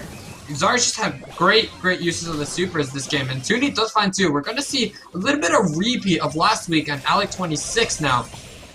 So now they're kind of equalizing, but STM and Esports, they're down by a good chunk of safe health, so they're going to have to go in, and Bobby just does just that. His rage meter is all the way filled up, and now two very strong damage dealing tanks just hammering away at the safe does put STMN in the lead. Charles does fire his super, but doesn't connect onto Toonie, and Toonie takes advantage. Diving in, does find one, knocking Cute Sands down to half health. And now Bobby just kind of has to stand there menacingly, deny as much area control as he can. His little super comes out, just, you know, it's a body block with 5 extra bodies on the ground. You're going to have to shoot through all of them in order to deal damage, and STMN going to retaliate. They're going to run the Byron Ash, unlike going against our expectations, and does tie Heist up 1-1. Now, 1-1. Interesting to see how the Byron Ash is able to work, and this should surely inspire some kind of change up from Revenge Tour. Though STMN, no doubt, they didn't get rid of the Byron, they didn't get rid of the Ash when it came to their ban, so they obviously are not too afraid of it. They're not super concerned with the combo. They definitely have something to work against it. And that doesn't appear to be the case for Revenge Tour, or at least they didn't come that prepared for it. The Griff apparently was not enough, and I thought that, you know, Griff should be able to do a good amount of countering, but that's the deal with Byron Ash, is you're not going to be able to counter that strat with a single brawler. You're going to have to get a comp that focuses around it, and that is the risk of allowing that combo to be played by overseeing it with your bans. So good stuff for STMN, showing that, yeah, it was perfectly wise to leave Ash and Byron unbanned, but now we got to see Revenge Tour bring it back. Yeah, the Byron Ash seemed to be a very solid pick, right? Zar's very good with his shots. I've seen him play a lot of brawlers, from Colt right to Frank. He's just very solid on all of them, and he's been letting a lot of the heals that he needed to keep both Toonie and Bobby alive. So now the question is, going into this next game, is if we're going to see something like a Byron Ash matchup, right? A mirror match would be really interesting to see, and we're not going to see that. We're going to see, you know, STMN kind of adopt the comp that Revenge Tour was running, and we're going to see Raz on his signature Edgar. This skin is a great skin. I love seeing Raz play Edgar, and I love seeing Raz play this Edgar. So Raz, he does have the super, so he is a pretty big threat, but he's going to get taken down early. A lot of poke damage coming out from STMN. We'll find that pick, and Raz does have to wait before he can use his super. Meanwhile, Bobby does drop a nest egg, so Raz has to be careful if he's going to be pushing up there, but instead, he just jumps straight into the top right and does find Zar. Meanwhile, Cute Sands just ricocheting off the side of the wall. The extra damage coming out from his super bouncy star power will find a connection onto Toonie. And now Bobby, Zar, and Toonie all pushing up towards the mid, but 2 of those members are a little bit low. Bobby's like, alright, if you're going to take out my teammates, I'm going to try to take you out with my super, but unfortunately that's not going to connect. And Toonie does drop a piggyback straight in the mid, denying a lot of that bush, denying a lot of that control. But Raz is going to jump onto Toonie. They're going to trade out with the help of Bobby, but a lot of poke damage once again coming out from STMN. A 67-82 lead in favor of STMN. I'm interested to see how this will turn out. Now we'll have to wait and see. This match is moving along quite quickly. Cute Sands goes down on the right side. Zar now is going to be able to get a little bit of damage on this safe. Bobby also firing away.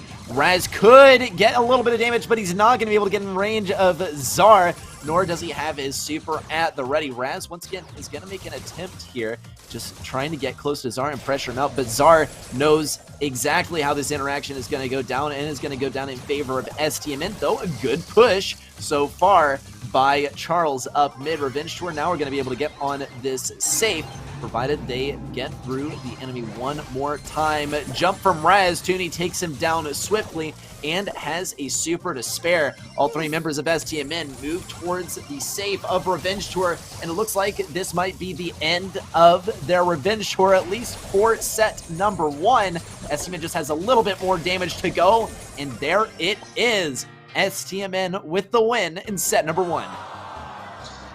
Yeah, this seems like a bit of a weird set, right? Obviously STMN won, but we saw the Byron Ash pick, right? It wasn't the best look that we've seen coming out from Revenge Tour, but they still did a very good job despite, you know, having to play against the Byron Ash without a Byron Ash and without like a triple tank counter. So now that we go into Hot Zone, right, Byron Ash is still viable.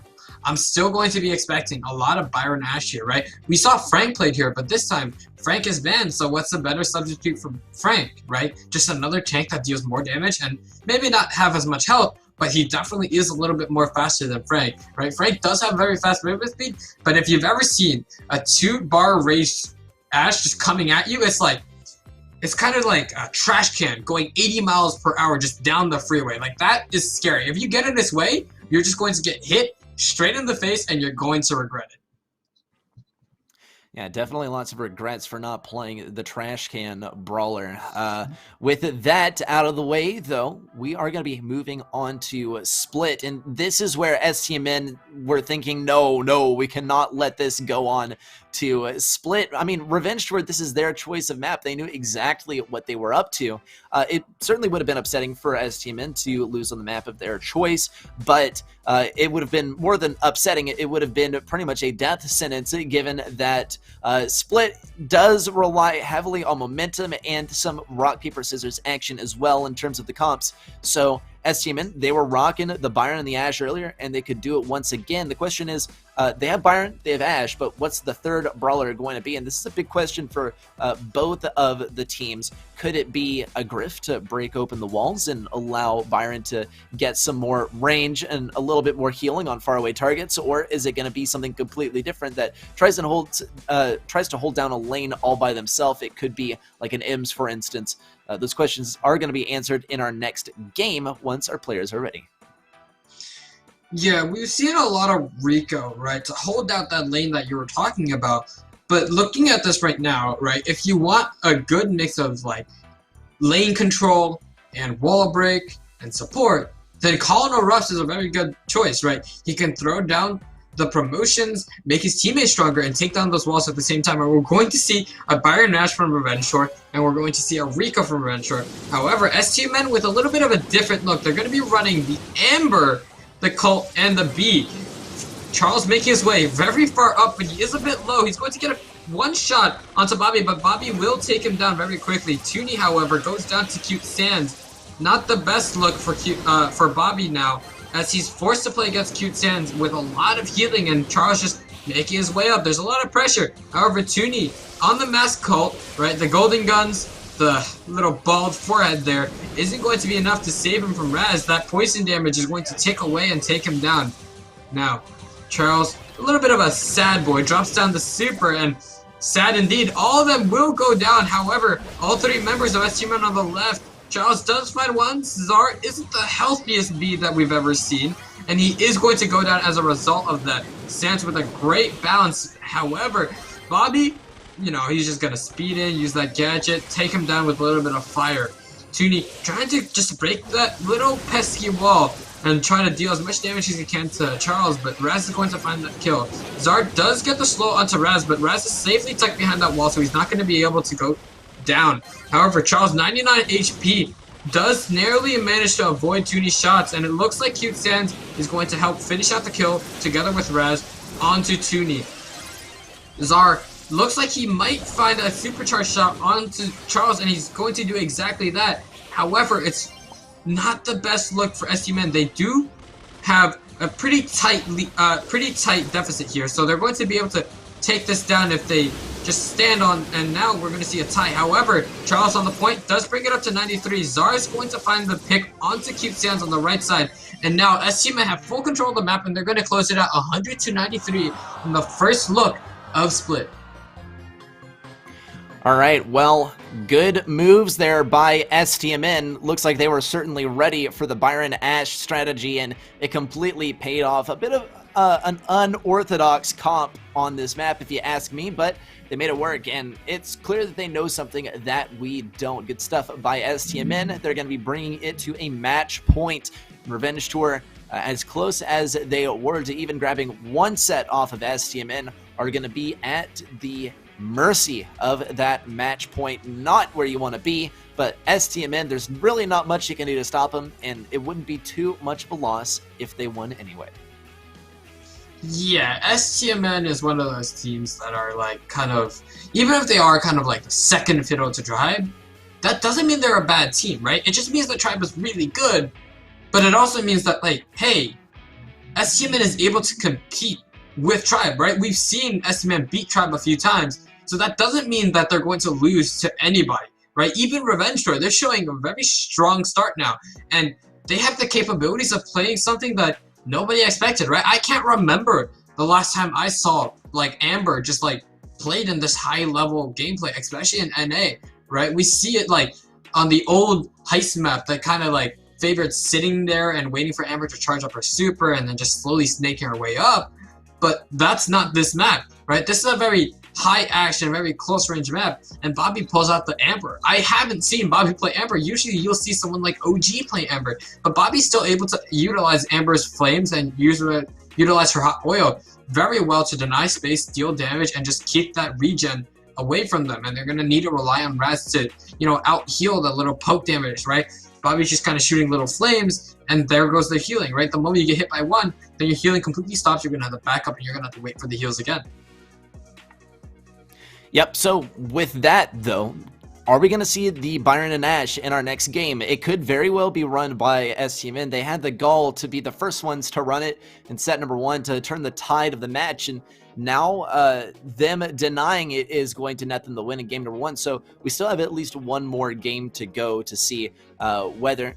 I mean, it is really that possible to counter it out. Let's see, STMN, they are going to be bringing out the Byron and the Ash in Revenge Tour. Ooh, the exact opposite.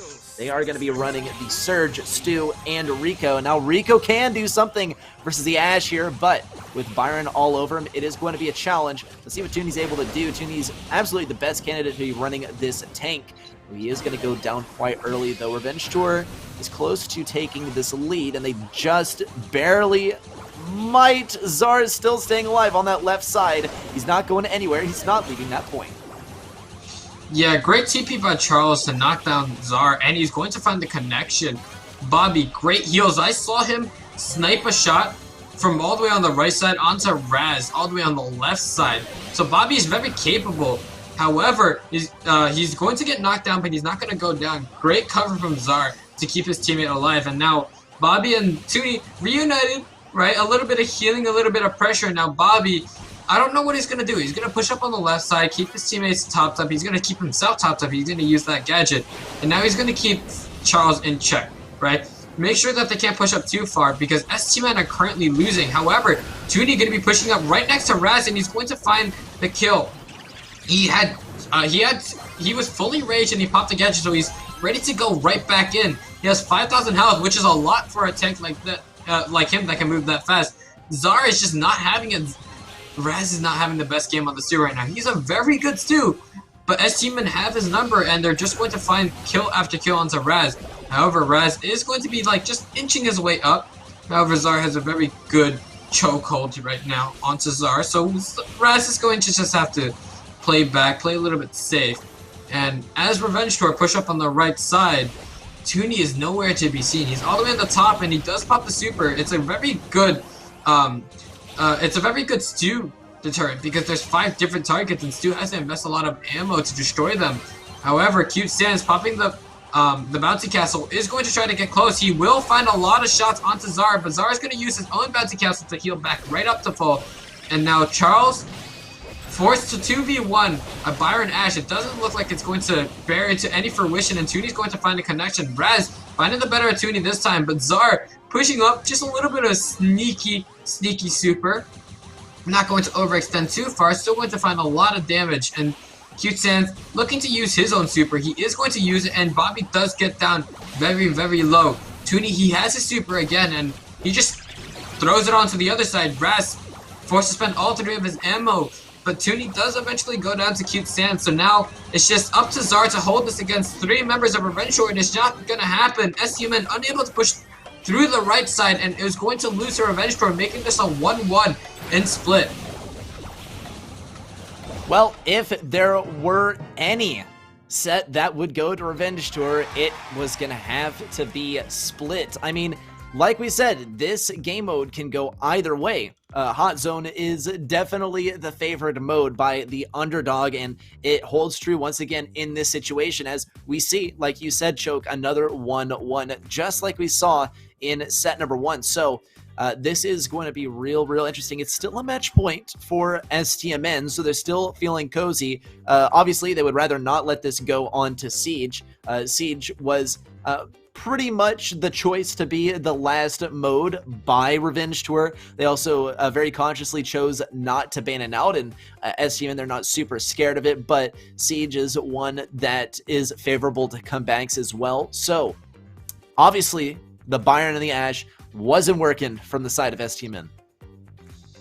Yeah, we saw STMN easily dismantle the Byron Ash comp on the first match. But when it comes to playing Byron Ash, there was a little bit of a different story, right? They did a very good job on the left lane. They had a lot of control. Zar just knows how to bounce his shots, how to move when he's bouncing his shots, and just knows when to heal, has to hit his shots, when to sneak up and just shoot his sweeper from behind.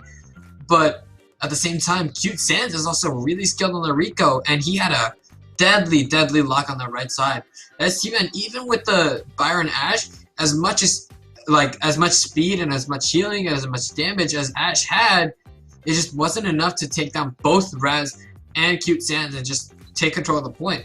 So as a result, right, once Revenge Tour just got the lead, then STMN weren't able to keep up. So we're going into another one here, and we're going to see a Mr. P coming out from Charles. Not a brawler that we've seen too much as of recently, right? He hasn't gotten necessarily a big nerf, but he also hasn't gotten any big buffs that help him close up this distance. However, Charles immediately finding the matchup win. Cute Sans and Zar force a 1v1 on the right side. Raz is going to make his way back, and TP finding a kill onto Zar. Charles is going to drop down his quarters. We're going to see a lot of Pengy boys make their way up.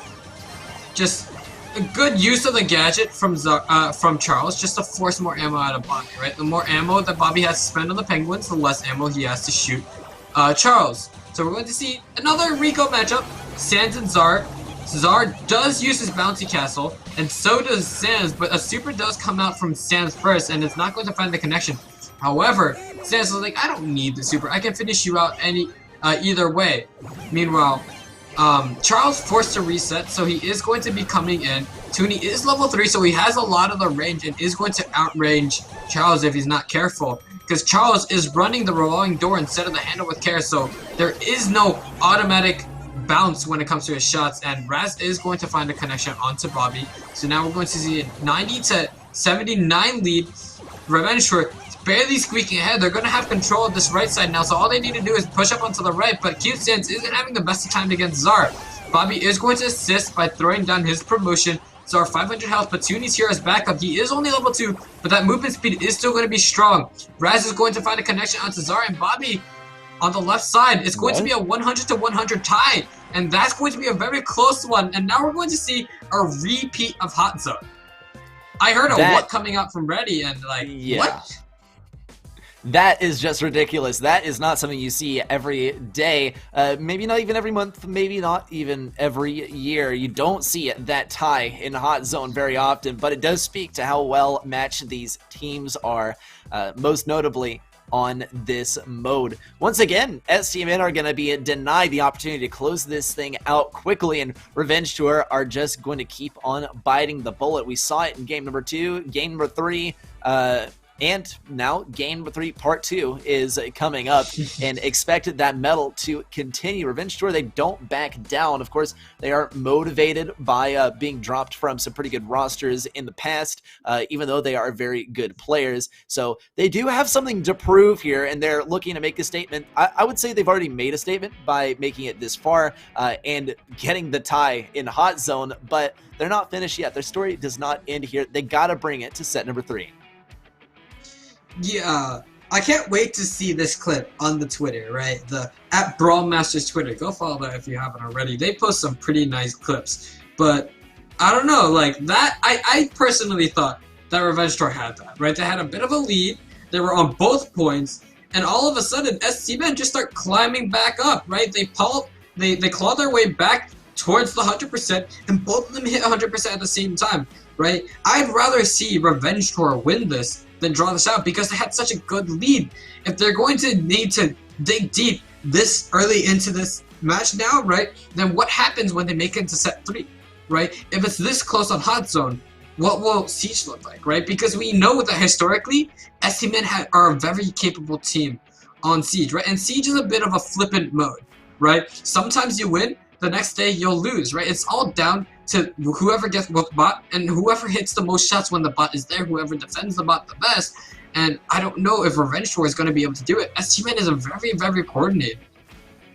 Yeah, STMN is extremely coordinated, and that is really their main advantage over Revenge Tour here is their synergy. They've been together as a roster for a very long time, and they've built synergies, and they are greater than just, you know, a sum of 3 players, or rather 4, really, right? Bobby, OG, Toonie, and Zara as well. Zara, of course, sticking out a lot in our last game, clutching up there. When it comes down to this last game here in set number 2, I mean, of course, it's going to go one of 2 ways. Either we go to set number 3 or STMN goes on to the next stage. Though, right, the difference maker is going to be mechanics, I believe, because STMN Esports, I mean, their synergies can only carry them so far, and their synergies have really shown through. Their mechanics proved to be a little bit lacking in the last game, though, when compared to Revenge Tour, and that's all a matter of where you invest your efforts in terms of practicing. Let's see, though, whether STMN is able to prevail once again. Comp choice is going to mix things up significantly. Yeah, Raz is going to be pulling out the trash Pokemon, right? I love this skin, right? It's a very different skin, and it's a very different pick on this map. Cute Sans is going to find the better of Zar this time around, but Charles is going to go down to Bobby's Super. Raz, however, is there to clinch out the kill, and he's going to be earning some points over for Revenge Tour. However, STMN this time around have the lead. Toonie's going to be teleported right through the wall and finding the connection. Charles left alone 1v3. He's going to be pinched by both sides and then eventually goes down. So now Revenge Tour is really, really staggered. Cute Sans does use the super, but is not going to land that many shots. However, a combination of Raz and Cute Sans will find Toonie down. So now a big threat is gone. His level is reset, but he just uses it right off the bat, right? And back up to level 3. Bobby's going to throw his super down, right? Allow one of the people in the back to pick it up, maybe get a buff. And Zar finding a kill, pushing up on the right side, establishing an even larger lead for STMN now. And now Cute Sans, another Rico matchup. However, he does have the boost and the bouncy castle to heal him right back up to full. The 2v2 on the left side, a 1v1 on the right side. Both of the Ricos using another bouncy castle, but Zar's gonna find this one. And I don't know. Charles invests the piggy bank for some reason, and it seems like they've given up. One member of Revenge Tour not responding, not moving out of spawn, and Zar is going to use the bouncy castle, stay alive even further, distract Raz, and STMN does beat out Revenge Tour 2-0. Definitely the predicted outcome. Such a long journey for Revenge Tour, and almost an advancement to set number 3 after a great comeback by STMN, and of course the win in this match that is going to advance them on to the semi-finals. We'll see who exactly their opponent is. Let's take a look at the bracket to get a little bit more information. Y'all, take a look at our bracket powered by G Fuel. Take a look at the semi-finals. On the left side, Tribe Gaming will be facing up against STMN Esports. Certainly a battle for the ages. On the right side, West Coast versus O.O. O.O, after facing Gallant, had to go through LDU Esports, and they are here to face off against West Coast. So there you have it, folks. Tribe Gaming versus STMN, West Coast versus O.O coming up shortly.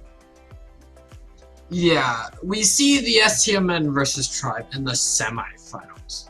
Right. Last time, Tribe found the better of STMN, and I'm looking at STMN right now, and they're not looking like they're in their peak form, so I'm not sure if they're going to be able to win out the semifinals, right? I'm expecting Tribe to make their way into the finals again, but this time, it's not going to be Tribe versus STMN in the finals. It's going to be either West Coast or O.O. So I'm looking at O.O and West Coast now. Like, that's the matchup that I'm concerned about. So once we return from the break, we're going to see which 2 teams are going to make it into the finals and fight it out for that $1,000.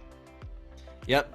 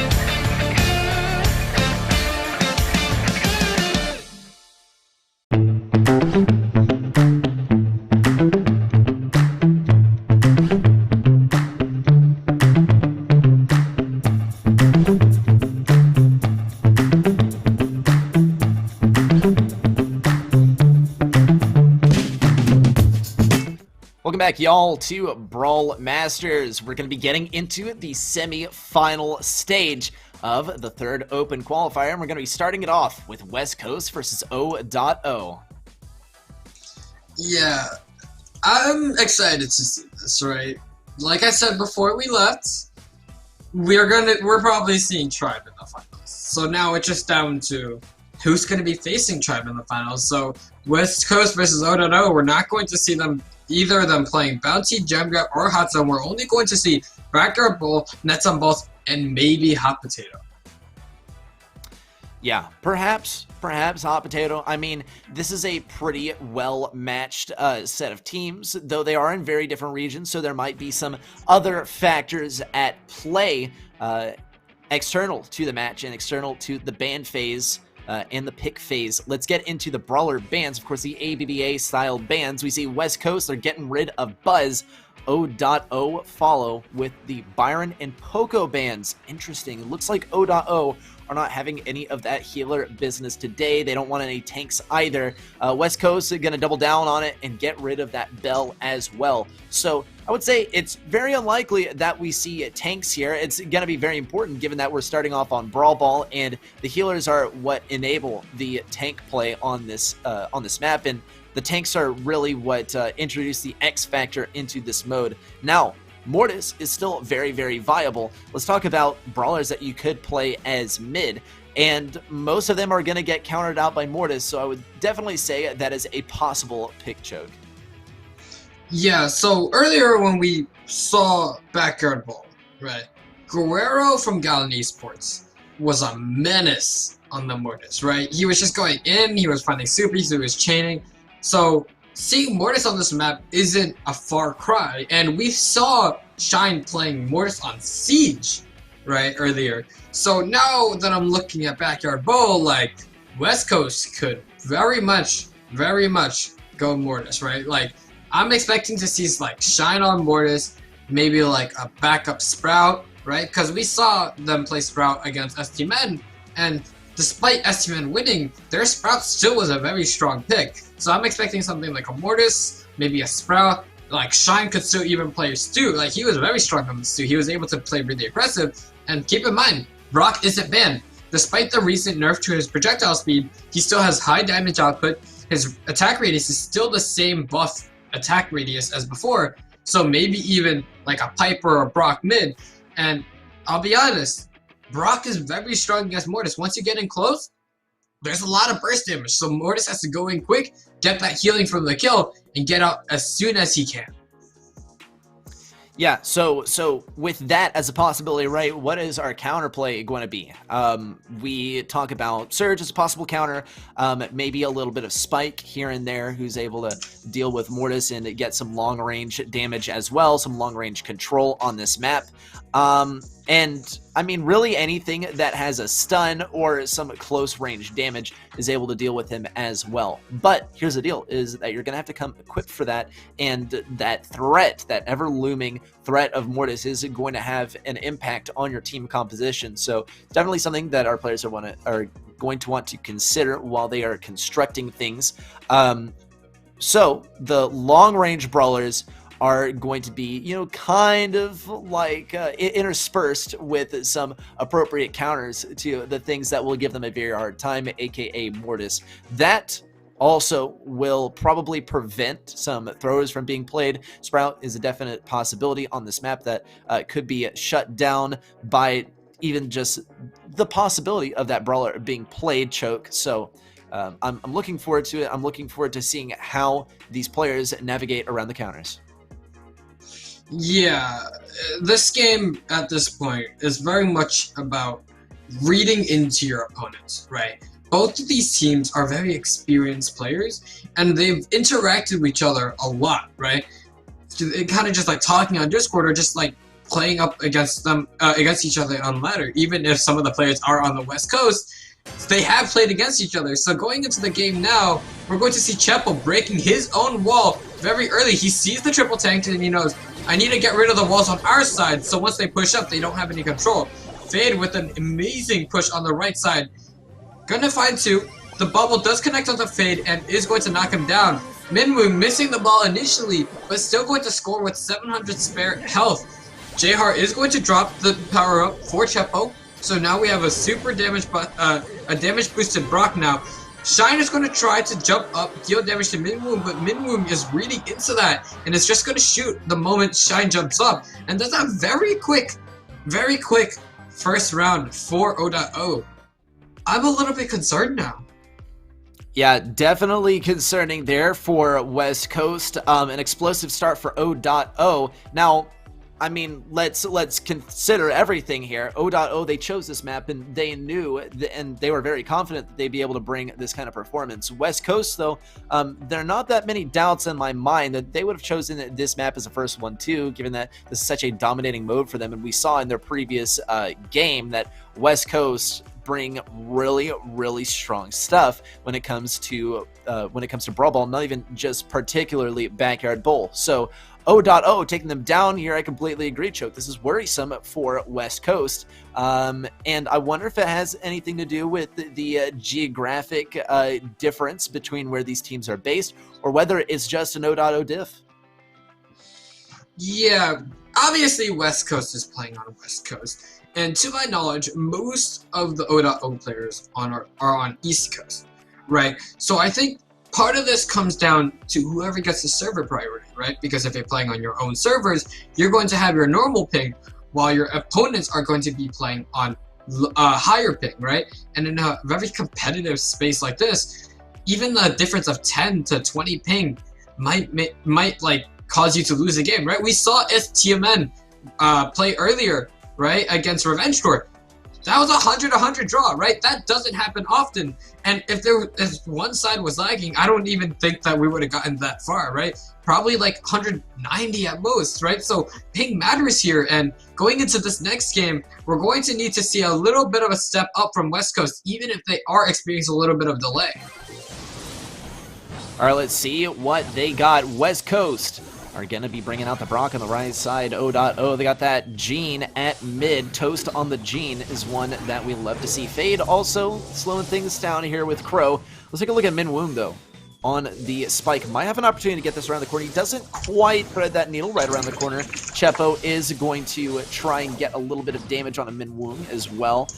Just gradually backing up here from West Coast. They might be backed all the way in. A little bit of destruction on the side of that wall, as West Coast know that Toast is going to pull them if they get in range of that super. Minwoo also backing up here, trying to prevent West Coast from pushing out, but it looks like it's not going to be able to keep them back. West Coast now are going to get a push towards O.O's goal. As they push up, Toast does go down. Fade is slowed, so J-Heart's just going to fire 2 quick rockets. He is on fire. He is a bit low. He does manage to get the rocket rain out and dodge Minwoo's curveball. So now, the left side of O.O's goal is kind of opened up. J-Heart is a bit low, so Stardust is going to be commanding a lot of space and a lot of pressure with this pull.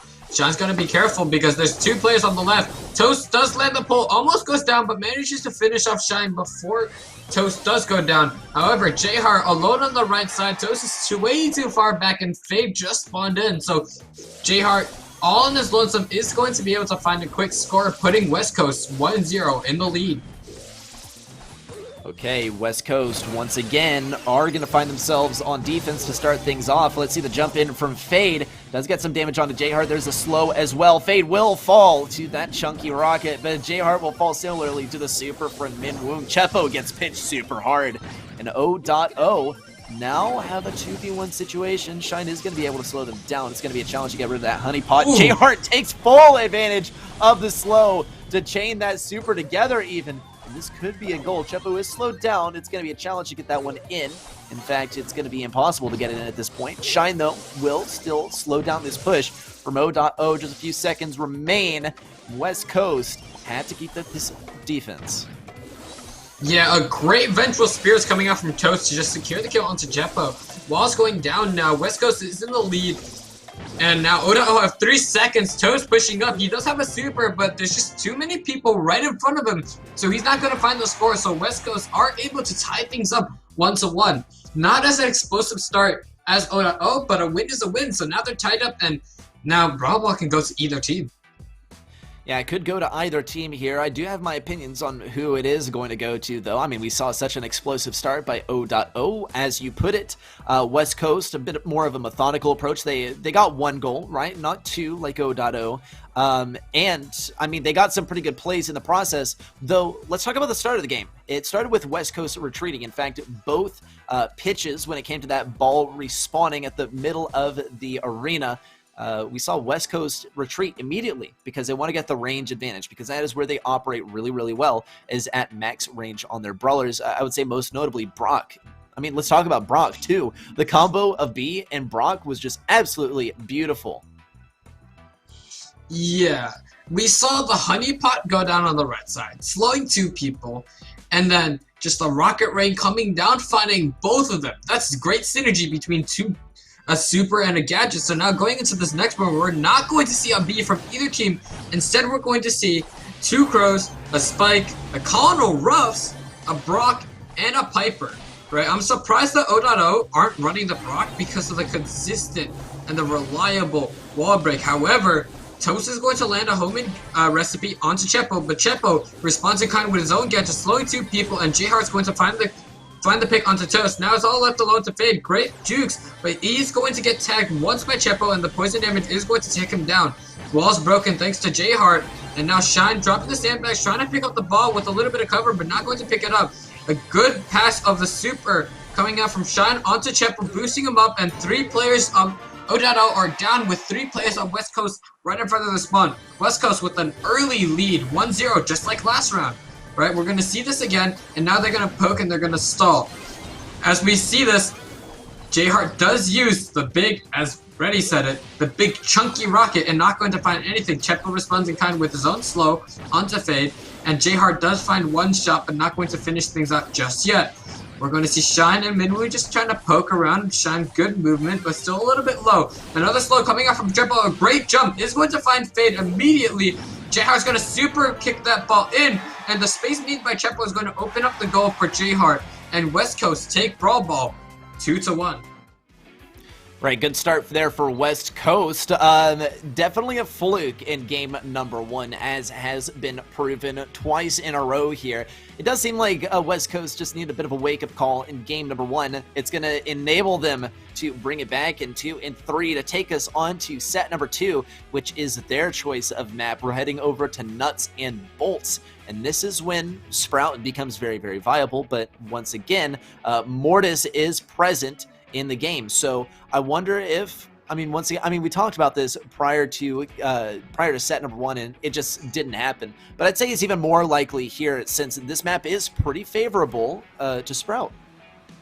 Yeah, Sprout is able to utilize those walls, right? Sprout is kind of like a mix between Barley or Dyna and Rico or Colonel Ruffs, right? He can shoot above the walls, but he can also bounce the shots off the walls, and sometimes you're stuck in between 2 walls, the shot is just going back and forth and you don't know where to go. So Sprout is very strong in that respect, and there's one thing that's cool about Sprout that's unique to Nuts and Bolts. If you have your hedge, you can throw it down in front of the water, and by using the hedge, you're able to shoot your shot over the hedge, over the water, and connect your shots onto the siege. You can usually get around 3 to 4 shots and chip away at that siege. So in a game like Siege, where health matters, right? Kind of like Heist, you can chip away, and that can win you the game, right? When it comes down to it, unless you're going to be first pushing, Siege is always about the last spot, right? And sometimes the last spot goes down, you get a little bit of damage, but you're not able to close things out, put yourself in the lead, and you're going to lose. But when you have that Sprout, you're able to deal 1-2 shots, right? That AoE damage is very hard to body block for it. So when those shots come in and hit the siege spot, sometimes that's all you need. Yeah, I agree, right? Just that push is what you need, because the push also gives you just free control of the mid to prepare for that next push. Though, I mean, the final push, that is a bit of a different story. You can fully commit on that one, and you get the last laugh. There's no retakes or anything after that. So that last spot is almost important as the first one, but the first one usually means that you're going to get that last spot. You just got to not mess up and keep control. So in terms of brawlers to help get that first bot, right? Mortis definitely has so much mobility. Also, we've seen a little bit of Buzz here and there. Buzz is banned out here, so that's going to be one to consider. We'll be getting into that game shortly, and we'll get a glimpse of what brawlers are going to be facilitating success here. We are going to see Shine on Mort, like you said, Choke, and no Mortis from O.O. It's the triple tank strat. For the case of West Coast, they do have a spike here, which is going to give them the kill on a fade. And Barley is not going to be super helpful for getting rid of the tanks. He's not in the line of sight, so he's definitely more cozy than the other options. Shine is just going to be sweeping over here on the right side. Easy kill on him in wound. He has the West shovel, Coast but has I think control of he mid. deserves a broom. As Shine pushing up on the left side, a good stun coming out from Tostada just to stop the bot in his tracks. Chepo making good use of the super is going to get, it looks like 2 connections with his bottles. He's going to get 1 more connection onto this eye turret, so now it's down to 7 to 8 HP. Shine does have a super, and when it comes to Shine, he's capable of using those vests instantaneously. He knows before he even dives who he needs to target, how many hits he's going to hit before he throws out that super, where everyone's going to be, and we're going to see him throw out the super, but a combination of Toast and Fade is going to out-damage his healing, and now it's all left alone to Chepo. He is kind of comfortably seated in the back. Midmoon does have this role, but it seems like Midmoon doesn't want to risk dying. He needs to stay alive to deal damage to the siege bot before it makes its way over to the Ike. However, Shine, bat coming out, 2 bats coming out, does get stunned. Toast, great job getting a 2-for-1 with the stun, but it's going to go down to J-Heart. So now J-Heart and Chepo just hammering away at the bot, bringing it down to 50. And unfortunately for O.O, right, they're going to have to retake. They do have a 6-vault lead, but when it comes to the last round of Siege, there are way more than 6 vaults. So as long as West Coast can just continue to chip away and deny the vault for O.O, it doesn't look like O.O is going to win this, even if they do get the last bot. Shine does finish out a kill onto mid-wound, so now it's just left alone to Fade, and I don't think that Fade is going to have this, right? They are going to have a level 9 bot, but Chepo is very good on the Barley, and Barley is very good at defense. He does have the slowing gadget, so he's going to slow down the bot. He is going to throw down his super, slow it once more. So now the bot's already down to 30 HP. Toast does have a super, but Shine does have his own super. Shine is going to get stunned. Minwoo's going to push in. Another good back coming out from Fade. Fade licking the bot with his Counter Crush star power, but just 4%, and it's not going to be enough for O.O. West Coast starting ahead with a 1-0 lead in Siege. And it's pretty much what we expected too, right? This is West Coast's more comfortable mode, and given the fashion in which they brought out the Mora and were able to sweep the triple tanks anyway, I would say that this is good foreshadowing that West Coast is going to take this one. Though, O.O, you know, if they are able to use this last game and the last couple, or more like 3 in set number 1, to guess as to what is going to be played by West Coast in the next game, they can totally go for the counter comp and get a good start off the first push. I will say, though, that is really the main advantage that West Coast had with their team composition, is they brought out the Mortis and they were able to make it work throughout the game, right? Mortis, he's important for getting down, getting on the field, and getting that first bolt to start things off. And the way that West Coast were able to maintain control with such an aggressive brawler that doesn't necessarily benefit from defensive situations definitely played towards their success. Yeah, so as we look ahead now, right, West Coast, 1 more, and they're going to knock out O.O. O.O have a lot of work to put in here, right? We've seen, right, these types of like match point situations here, and in the match with STMN, they were able to go to map 3, but now I'm looking at O.O, and they didn't show the best performance, and I don't know if they're going to be able to win 2 Siege maps in a row and still win Heist, right? West Coast are very strong on Heist, even if it's not the best suited for their playstyle. And we're going to see Chepo bring out the Max. You said it earlier, Max might be played here, and we're going to see it shine once again on the Sandy. Fade with a good knockback, just has all 3 of the members of West Coast just kind of right there clumped up together. Minwoo's going to try to roll, but he does get caught into the corner, so he's going to roll right away from them. However, O.O are going to start this off early. They're going to win the first bot. A little bit of a different start compared to last game, so maybe this might be a different outcome as well. Good slow coming off from J-Heart, just denying a lot of the space and the pressure that the bot usually gives them. Chepo does use the super maybe a little bit too early because by the time they make it to the fight, they're going to run out of speed.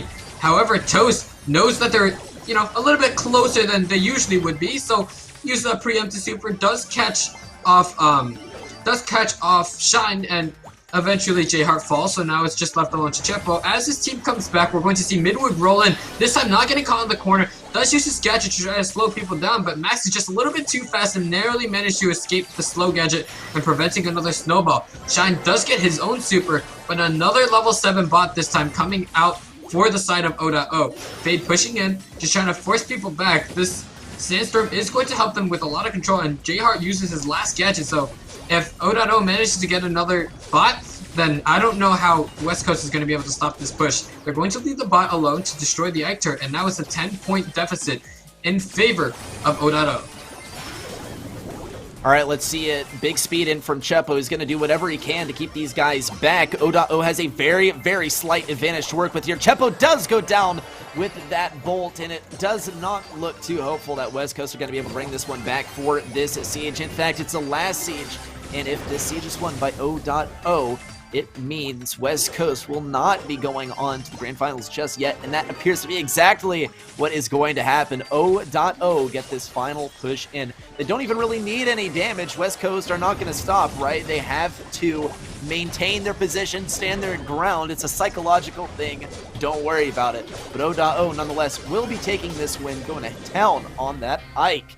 And we'll be heading to a game number 3 here in set number 2. We're going to see O.O manage to find this out. They ran the triple tank earlier, and Shine's Mortis just kind of dismantled them. But this time Shine not on the Mortis, but on the Sandy instead, and O.O managed to win. So now if I'm Shine, I'm like, hey, the Mortis worked. Not playing Mortis didn't work. So if I want this to work, I just gotta play Mortis, right? So now I'm sensing that Shine's gonna play Mortis, and West Coast played the Barley both times. I think Barley was a good pick, right? Even if it is a little bit niche, it does struggle a little bit against the tanks. It does have Barley does have solid damage output onto the Ike turret, and is able to slow down the siege bot when it comes in. So that's why we see 2 bots coming in towards West Coast, only 10% damage. So if I'm West Coast, I'm looking at another like Barley and Mortis comp, and it's just down to the third and what O.O. Yeah, it's certainly kind of a tough one to decide, right? I'll tell you what is constant though, and is that whoever is the most adaptable to the current situation is going to be the one who takes the W. And from where we stand, I think it just might be West Coast. I mean, O.O, they ran the same comp without knowing whether there was still going to be the Mortis, the Barley, the Spike once again.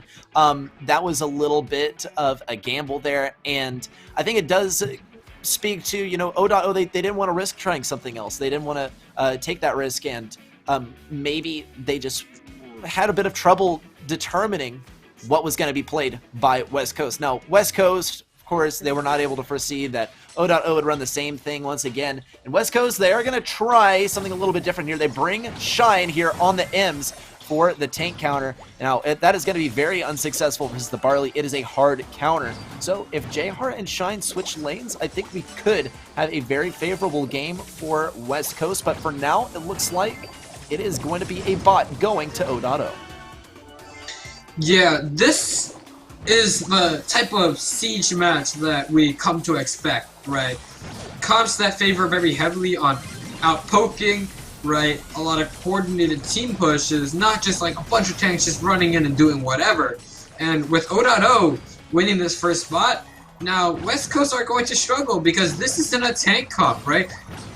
O.O have a lot of range, they have a lot of long range damage, so Shine is going to struggle a little bit. He does manage to switch the lanes, so Minwoong is going to be 1v1ing Chepo. Then we're going to see a Barley matchup, and we're going to see a Spike versus Ems matchup.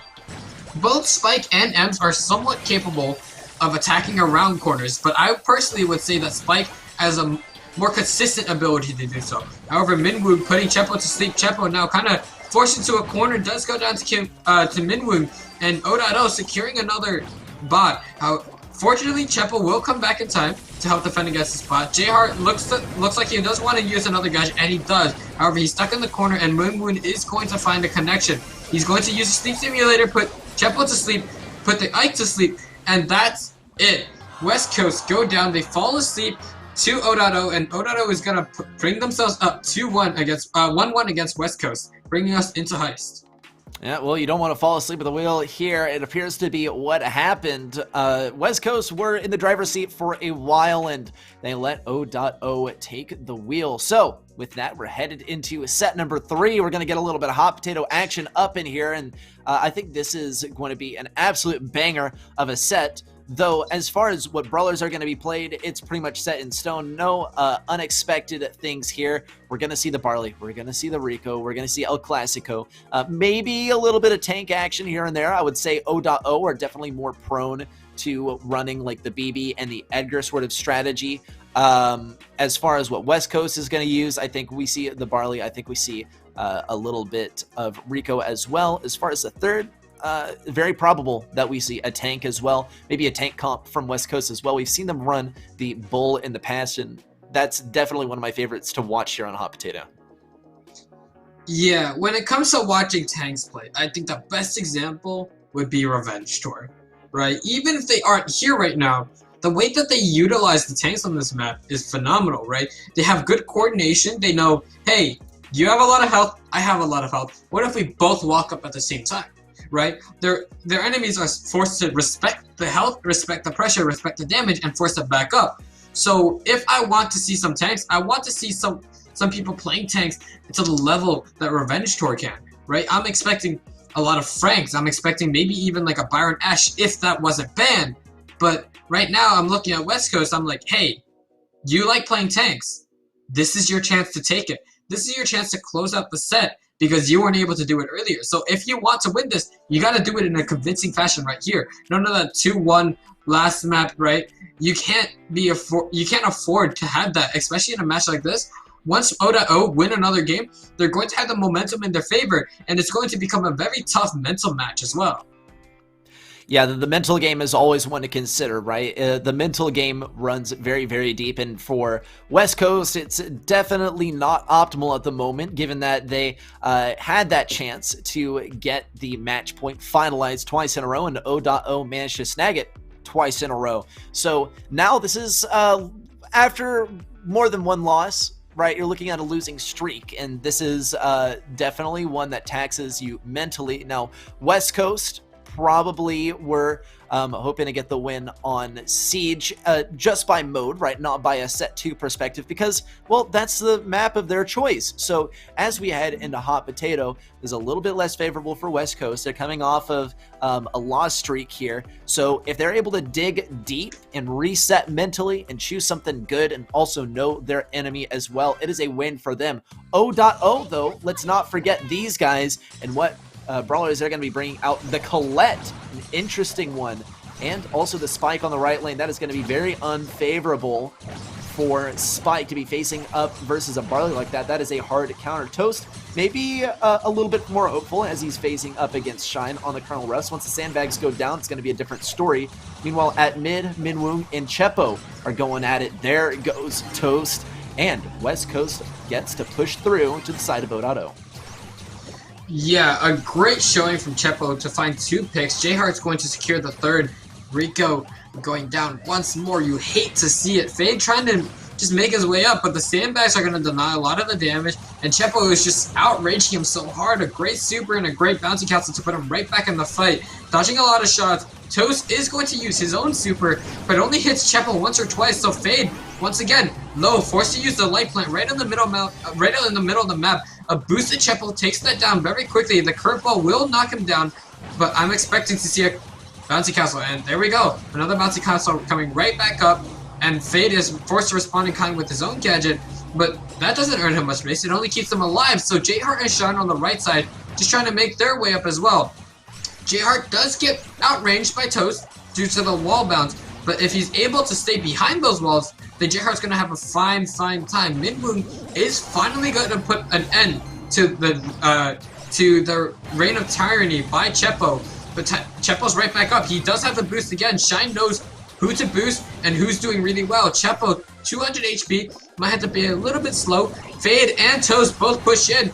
Toast is going to find a connection on both the safe and onto Chepo, so Chepo forced to respawn once again, this time not with the super boosted damage and the health. He is going to find Fade, so Fade's going to be coming back to try to help out with dealing with J-Heart. Toast does use the bouncy castle to keep himself alive a little bit longer, but J-Heart and Shine both working together to take him out. So now 52 seconds left, a little bit of a close game here, but West Coast seems like they're going to bring this close and maybe tie up the game. 50 seconds left, Chepo does have the super, he does get a big connection onto the safe of O.O, and now O.O forced to push in, but two of the members are really low. J-Heart boosted up, does find a lick of damage onto Toast, stopping the heal. Minwoon trying to use the super in, but does get taken out mid-super, and West Coast ahead by a mere 14 is going to find the first map here, first point on Heist. Good stuff for West Coast. This is what they needed. The first win, though. They've done it before. They did it in the last set, and that, yeah, that went a little bit unfavorably for them. Let's forget about that one and move on to the fact that this is the match point once again, and we are in the third set. So a win by O.O would mean a match point for O.O, and that would, yeah, not be the ideal scenario for West Coast. So let's zoom out, right? West Coast, I mean, Choke, what do you think they could have done better here? In the case of O.O, I feel like it kind of just came down to the Rico matchup. Chepo on the Rico was able to just hit shots that O.O weren't ready for, right? We see Fade all the way in the back of their spawn, around half HP, and then Chepo just sends his super flying straight into their spawn, and still manages to find that, right? If O.O want to win this, Toast can't be 1v1ing J-Heart on the right side. He has to be focusing on Chepo because Chepo is destroying and dismantling O.O. So we're going into this next one here, and we're going to see Chepo on the Rico once more. We're going to see J-Heart on the Barley again, but this time we're going to see 4 tanks, 2 Daryls, and a Rosa and a BB. Chepo is going to have a field day as long as he connects his shots, but Minwoo's going to sneak by, make his way onto the enemy side. However, we're going to see a little bit of a Daryl base race here, with Shine pushing in, finding his way into their spawn. Toast is going to invest the super to take down Shine, but he's going to go down as well, so it's a bit of a wasted super. A good bubble connecting on 2 members of West Coast, and now Shine rolling, counter-rolling onto Minwoo. Minwoo has done so much damage onto the safe. Shine forced to roll onto Fade, but Fade knocks away Chepo and hits one more shot onto the safe. O.O, they're like, hey, we're not going down without a fight. We're going to bring this to game point. So now we're at 1-1, and a great showing by O.O. We saw the explosive start coming out from O.O with the triple tank. We see it again, explosive start coming from O.O. Minwoo finds his way into the back, just hammering away at the spawn safe of West Coast, and by the time that West Coast go back to fight him, it's already over. Right? Minwoo has done a majority of the damage, and Fade just comes in for the cleanup. Yeah, I mean, you don't want to allow that brawler on the safe because they're just going to go to absolute town if you leave them alone. There's a plethora of brawlers you don't want to leave on your safe, and that's just one that you got to keep in the back of your mind. I will say, admittedly, like West Coast, they had some good DPS that they could pump out onto the safe, but it was nothing compared to O.O. So we'll be heading into the match point right now. And the comps are coming through. O.O with a full tank comp. They're even bringing out the Rosa. West Coast with a couple of brawlers that are going to mean bad business for the tanks. Chepo, most notably, on the Rico here, is going to shut down anyone who tries to come down mid. It looks like, though, Rosa's purpose here is going to be to slow things down at mid. Meanwhile, here comes Minwoo getting so much damage on the safe just like last time. West Coast, they do have a power-up waiting all the way at the back for them, but this is not where they want to be. They want to be all the way at the side of O.O. Yeah, we see Minwoo just going in. He's very good on the Daryl, and there's a way to make whenever you use the gadget, there's a way to make all your pellets hit the safe, dealing an extra, I believe, like 7,000 damage, which is a lot. So Minwoo has that down. He's consistently landing his gadgets onto the safe and dealing an extra amount of damage. And with the steel hoops, he's able to just dive like that, right? Without much fear. That 90% damage reduction is strong and allows him to do anything he wants. So he's going to go back in. Unfortunately, he does go down, but Fade and Chepo meet face to face. Chepo does use a super, but Fade finds the better of him and does use his gadget. So he's right back in the fight, ready to take down Shine. He does take down Shine, narrowly manages to avoid getting hit by the super and going down himself. Minmoon does have a super again, but so does Chepo. Chepo, looking for a chance to use the super, is going to heal up with a bouncy castle. Fires it over to the right, but it gets canceled early thanks to Minmoon's roll. Now Fade, alone on the safe, swinging away at it, getting 4 swings off, still manages to distract and dodge Chepo shots, and now, I don't know, West Coast 17 HP. This Barley is getting pushed very hard by Toast, barely manages to escape. Minwing is going to go in, scare away J-Hard. Chepo's going to invest the super, not going to get much of a connection. Fade's going to get a little bit more hit, a few more hits in.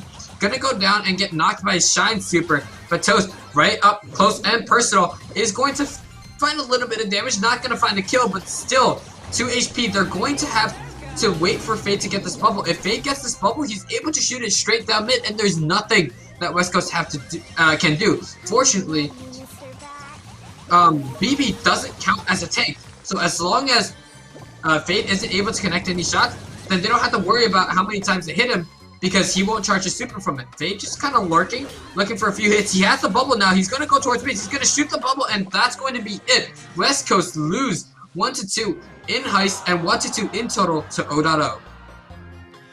Unfortunate there for, of course, West Coast. They almost got the win there in set number 2, but O.O pulled through it with the full reverse sweep. And, I mean, hey, O.O was already showing some signs of life in the first set, so good on them for bringing it all the way back. They had to fight like heck to get here, and it's going to net them all the way to the grand finals. That's only one semifinal down, and man, I gotta say, that felt like a grand final right there. It was so uncertain how things were going to turn out, and it was such a furious matchup as well, Choke. Yeah, we look at that, and it feels like a finals because we played 3 matches for each of the sets, right? That's a total of 9 matches because we have 3 different sets. 3 times 3 is 9, right? O.O do win this out against West Coast, and West Coast, don't get me wrong, is a strong team, right? But when we look at the other semifinal, there's an even stronger team, right? It's Tribe. We saw West Coast get the better of Tribe once, but I'll be honest, I don't think Tribe is gonna get caught off by surprise, right? They're ready for West Coast right now, and if they manage to make their way past STMN, then it'll be a West Coast versus Tribe finals, and despite it being a rematch in favor of West Coast, going by the record, Tribe was just too strong in my opinion. I don't think West Coast is going to be able to do it. Not West Coast, O.O, because O.O just barely managed to squeak this, and if they're not going to be able to do it, if they're not going to be able to close out a decisive victory against West Coast, then I don't see them even being able to squeak out like maybe 1 map from Tribe. Yeah, well, I mean, that does ride on the assumption that Tribe takes the win. They are going to have to go through STMN first, but same from the other side. STMN, they're going to have to go through Tribe first in order to head on to the grand finals. These teams are pretty much qualified for the playoffs, but, I mean, let's keep in mind the huge prize pool that is available here. So this match is for the big bucks. We'll see who takes the win in Tribe Gaming versus STMN. We already got the draft mode rolling through. Tribe Gaming, they get rid of Siege and Hot Zone. STMN doing away with Gym Grab. No minecart madness, no nuts and bolts, no split. It's all about heist to start things off. Now, admittedly though, STMN, we already watched them kind of fumble the bag here on Hot Potato to start things off in the last match. So this could be a little bit worrisome versus Tribe. Yeah, I'm looking at Tribe's bans right now, right? Clearly, they like the slow playstyle, they don't like the dive. But despite banning Buzz and Mortis, there's no Byron Ash and there's no Byron ban and there's no Ash ban. So we saw STMN play Byron Ash last time, and I'm expecting something similar this time, right? STMN with their signature Sprout ban, this time opting to ban Gene as well. So maybe they're trying to play something more aggressive, right? If the Sprout's not there to stop them, right, with the hedge, and if the Gene's not there to pull them away from the fight, then STMN are free to just run down Tribe anytime they want. Yeah, I mean, It's sort of a tough call, right? But we can get a better idea by looking at the bans here. Of course, we got Tribe Gaming. This is the ABBA style. Tribe Gaming, they're getting rid of Buzz. Always a good call. And for the last ban, they're getting rid of Mortis as well, which pretty much makes STMN's Sprout ban kind of useless. Another thing to consider is the ban of Gene by STMN, totally targeted at Zulon, because Gene is kind of viable on Shooting Star, maybe possible to play on Backyard Bowl, definitely not on Optato. I don't know why anyone would play Gene on Heist, so it's a targeted ban, right? And it's getting rid of one option that Tribe could use in order to counter out some particular brawlers. With the Mortis ban in place, I think this is going to be just an absolute heyday for anyone who wants to play like Barley or something. Does open the doors for some surge play as well, so that is something also to take into consideration. Yeah, we look at the last map, right? I'm assuming it's gonna go there. Historically, Tribe and STMN have been fierce rivals, and STMN usually put up a good fight against Tribe, right? Even if they lose, they usually take them to a map 3. So I'm looking at Bounty now, and we haven't seen Shooting Star yet, right? We've only seen really like Siege, Hot Zone, Jump Grub, Heist, and Brawl Ball. So I'm looking at Bounty, and I'm like, hey, are we gonna see the Brock? Are we gonna see the Piper, right? We're probably gonna see Nanny too, maybe even a Tick, and I don't know, like, STMN have a really good start with this first one because this map, as we saw, favors the tanks a lot, right? And even if there aren't a bunch of tanks, right, it's going to come down to whoever's the better Rico, and Zar is the strong Rico. So either STMN run the triple tank or something similar, or Tribe is going to win with the Rico matchup because, come on, Zulon, Rico, hell, King Zulon, right? There's nobody better than Zulon right now on Rico. So until you can prove to me that there's a better Rico than Zulon in NA, and that's on STMN, I'm in favor of Tribe all the way. Yeah, I'm in favor of STMN here, right? Because they did manage to take down STMN, or rather, they did manage to take down Tribe in the monthly finals, and I think they could replicate that once again. Another thing to consider, though, is that both of these teams are preparing for the World Finals in just, well, like, almost exactly 4 weeks here. So that is going to, so that's going to be, you know, a bit of a stressful situation. I wonder if these two will go up against each other. Something tells me that they won't, but in case that they do, this is going to be a very, very important matchup, especially considering that we are kind of in the drought of competitive matches leading up to the World Finals, because the World Finals are going to overshadow any of those other tournaments, so it's not super, super practical. Of course, we got BrawlMSTRS, and we're happy with that. But STMN and Tribe, even just in this situation right here, is going to be one for the ages. Yeah, maybe like Tribe or STMN are holding back, right? Sometimes you have a few strategies that you want to use, but you never know if it's a good idea to bring it up before the World Finals, right? Because sometimes there's just stuff that, man, this is a genius idea, I need to keep the secret so nobody expects it, right? If you're gonna use it in something like BrawlMSTRS before the next month even starts, then you're letting your opponents read into you way too easily. And as we go in now, we're going to see a triple tank, but not from STMN. This time we're going to see it coming out from Tribe. Super Side coming in as a sub, right? I saw on Twitter that Tribe were looking for a fourth to play for them, and they're going to have Super Side, their coach, subbing in as well. Zulon does make his way up on the left side. He has a super, but meanwhile, everybody else on the side of Tribe will go down early. Zar, good job on the Rico. If Zulon's not playing Rico, right, and there is no Rico, then naturally the best Rico right now is going to be Zar. Tyrant is low. Zar shooting one, turning around, shooting the other. Does heal up and cancels his heal very early. He knows how much health he needs, so he's going to cancel and use the super to maximize his efficiency. It unfortunately will go down to Zulon, but Zulon will go down as well. OG does have the super. Super Side is playing a bit passive, just trying to avoid it. Tyrant dies the safe, gets 8% on it. Doesn't get 8%, gets 7% on it, and is going to go down. However, Bobby, great mark onto Super Side. Super Side does have to play safe. He does have the shield whenever his homies, his homing stance is ready, but it's not going to stop him from taking any damage at all. So he does go down eventually to Bobby. As STMN push up, Zulan with another great jump, but gets denied instantly thanks to the mark. Super SI is back to try to stagger the fight, right? OG in the back, forced to 1v1 Tyrant, but he's going to go down thanks to the refund. And now as STMN push in, Tribe, knowing what they need to do, knowing their targets, and is going to find one. OG returning in kind with his own cards. Zar with a great super, just taking a lick of damage against Tribe, but Tribe is still in the lead, and I'm just wondering when STMN could push in now. Alright, Tribe Gaming ahead, or rather, trailing by a couple of percentages here. Substantial damage coming in from STMN though. Let's take a look at what Tribe Gaming can do to STMN though. Big super in from Tyrant in a good attempt at making some progress on that save. He does get taken down swiftly by Bobby, and OG is going to give Sai a hard time. Huge pinch on a Super Sai. And here comes Zulon sneaking around the edge once more. STMN is in the lead here. They have all three members going ham on this safe at long range. But what is Tribe going to be able to do? It's so close, and it looks like STMN is going to take the L here to start things off.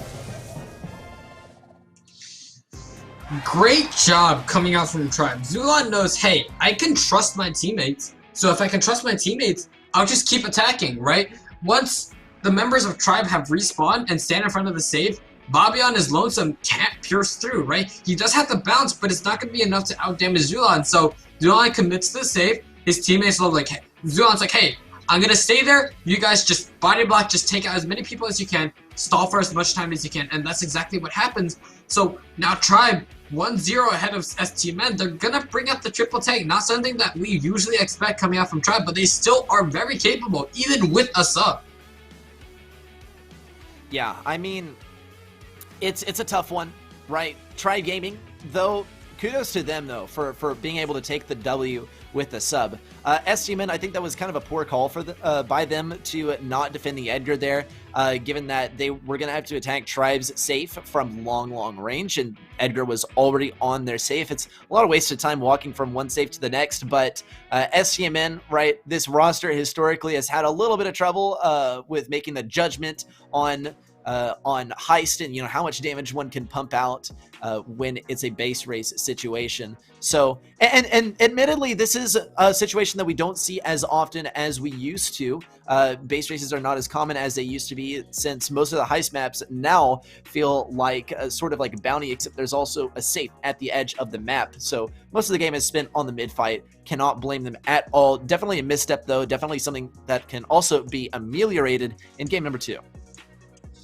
Yeah, as we come into this next one, I'm really curious as to what STMN has in store for us to like show like, hey, you can't count us out, right? We may lose the first one, but we're essentially the underdogs, right? We're the embodiment of the underdogs when it comes to the NA scene. So you can't count us out. We are skilled players and we can win this. So now I'm just wondering, like, so if you can't win this, how are you going to win this, right? You have the potential to do it, right? But when it comes down to it, it's just who plays it better, right? Who's going to win, who's going to take this trophy? Who's going to move on to the finals? And if STMN don't show something soon, Tribe is going to run ahead with Heist. And I'll be honest, even on Brawl Ball, a scrappy map, a map like Backyard Bullet is usually subject to a lot of regimented play. So I'm in favor of Tribe there. So as we go in to this second game of Heist, we're going to see the same comp coming out from Tribe. Zuan is going to pop his super early. However, we're going to see a triple tank also from STMN. They are running a little bit of a different look here, right? There's no overlap except for the BB. And speaking of the BB, 2 bubbles coming out right real quick, finding a connection onto the save. Zulan just, you know, taking advantage of his scarf to, you know, just keep that safe a little bit warm. So now STMN are already down 12%. Bobby is going to use his super, but he's going to go down nonetheless. A lot of shots coming out from the BB onto the side of the Tribe save, putting them in the lead by 5%. Zar goes in, right, gets caught out by Chiron's roll, and that's it. Bobby does pop the super, but not going to find much of a connection thanks to super size knockback. OG trying to find as much connection as he can to rage himself up, but it doesn't look like much is going to happen off this side here. OG forced to lose all his rage to heal himself back up, and he's not even back to full. He's gonna throw his super against Super Sight, but keep in mind, Super Sight has AoE damage. It doesn't matter if there's 1 of them or 5 of them. He can destroy them all in 1 quick hit. Zulan knows his target, jumps up to Zar and finds the connection. Now Super Sight in the mid, throwing out his bubble. That isn't going to land on the save. Tyrant with a little bit of roll, expecting them to push up, but not going to happen. So he rolls into the, essentially into the thin air, and now it's left alone to STMN to try to make this push. Zulan once again jumping onto OG, finding out his kill. He's really good at finding his targets and finishing out the kills. So now Tribe backing up, and now STMN kind of left alone in a 1v3 situation. Okay, Zulan's gonna have to find a way to get through all these rats. And seems like his approach is just going to be to back up, which is going to allow STMN to gain a little bit of space here. They are going to need that very, very much, as they got to get on Tribe's safe, but they also have to defend at the same time, which is going to be the real struggle here. Zulan has just a little bit of health left, but the important thing is he has his super. Bobby also has his super. Sai knocks it back, though. He won't be able to do much with it. Zulan gets a little bit of damage. Tribe, they push in just as that countdown begins, and STMN, it doesn't seem like they'll be able to bring this one back. It is a victory for Tribe Gaming, a clean sweep in set number 1. The choice, by the way, the map choice was that of STMN, which is exactly what we saw on the hot potato earlier from STMN. So this is not a good bit of foreshadowing for set number 2, which is the choice of Tribe Gaming. Now, interestingly enough, Tribe chooses Backyard Bowl for set number 2, which is usually the sort of thing that STMN would do, is choose Backyard Bowl as their map of preference. So this is much different than I was expecting, but it's a welcome change for sure. It also just might amount to a victory, 2-0 for Tribe Gaming. Yeah, as we go into Backyard Bowl here, right, I can hear the fear in your voice, right? I chose Tribe, and you chose STMN, and just like last week, one person's proving to have the better predictions than the other. So already, like, come on now, you gotta pick it up, right? You used to be pretty good at this game. You used to play it a little bit professionally. You can't be letting yourself getting outshadowed by me here, right? So as we go into Backyard Bowl, let's make a few more predictions, right? What type of comp do you think we're gonna see coming out of STMN, and how do you think Tribe will respond? Yeah, I mean, it's going to be an interesting one. I think Tribe are just going to do what they do best, which is play the long range, play that long range game. Now, STMN, they did get rid of Sprout, and they did get rid of Gene, so definitely something to consider as far as targeted things at Tribe Gaming. STMN, they always get rid of Sprout, but I mean, come on, Tribe Gaming, they got one of the best Sprouts in the business. We're talking Corey here, and he's not going to be able to play that in this game. Now, Bell also is banned out, so we're not going to see any Corey Bell either. We're not going to see any Tyrant Bell, any of that business, so that leaves open Brock, right? But it also, more importantly, leaves open Piper, which is going to be a very, very viable pick here, especially for breaking open the walls as well. In terms of side lanes, though, that's a bit of a toss-up, right? We could see maybe like a Max-centric comp, right? More tanks coming out here. That is getting more and more popular on this map. So I think we've covered most of the possibilities there. So it's really going to come down to what you think your enemy is going to play. Are you going to try and counter them out with a choice of your own, or are you just going to play it safe? This is more of Tribe's strategy, is play it safe. STM, and they're going to have to go for something a little bit more risky, as one loss and they are headed to the match point. Yeah. However, if I'm on the side of STMN, I think that Tribe is in a disadvantage when it comes to the mind game and predicting comps, right? We see Super Sight in here, right? And as good as Super Sight is, he's not on the main roster. Corey usually is on the main roster. Corey's the one that usually plays the Piper, usually plays the Sprout. So when we don't have Corey, now we got to take a look at Super Sight. Is he going to be able to keep up with his teammates and hold his own against STMN, right? Corey is obviously a very good Piper. He's very good on Bell. He's very good on Piper. He's pretty good on the Brock too. He's just a very phenomenal mid, very consistent on it as well. And if he isn't there to play Piper, right, or Brock, then can Super Sight fill those shoes, right? If you lose mid on this map, then you're as good as gone. Once you lose the mid, then you start to get pushed up from mid and you lose control of the sides. And once you're forced into your spawn, that's when the enemies can start breaking the walls. So as we hop into this one now, I'm expected to see a little bit of an unorthodox pick from Tribe to try to catch STMN off guard. Well, let's see what the unorthodox pick is. It looks like nothing. It is a mirror match. Unfortunate there from a commentator or viewer's perspective, but more comfortable when it comes to this matchup. STMN are definitely happy with the mirror match because it's going to enable them to rely on their mechanics more than choosing a comp, though Tribe Gaming does seem to be succeeding in that regard so far. Sai has that super ready to go.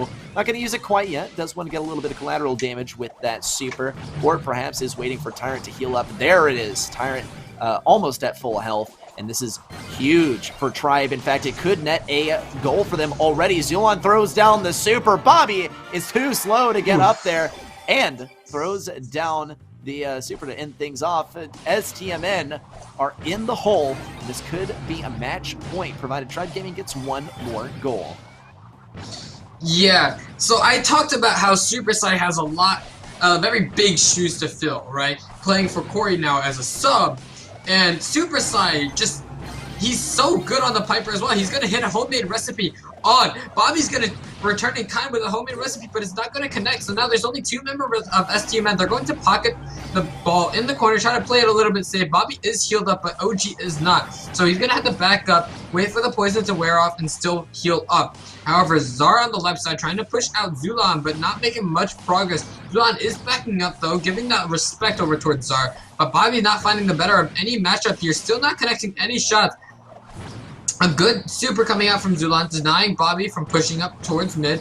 And Tyrant forced back a few curveballs, landing onto Tyrant, forcing him to heal. A good exchange between Bobby and Super Sai. A little bit of a homemade recipe invested into that. Now, Super Sai laying another shot. Bobby forced once more back into the spawn to play it safe. He's scared of this homemade recipe coming out from Super Sai, closing it out because once that mid goes down, everything starts to fall apart.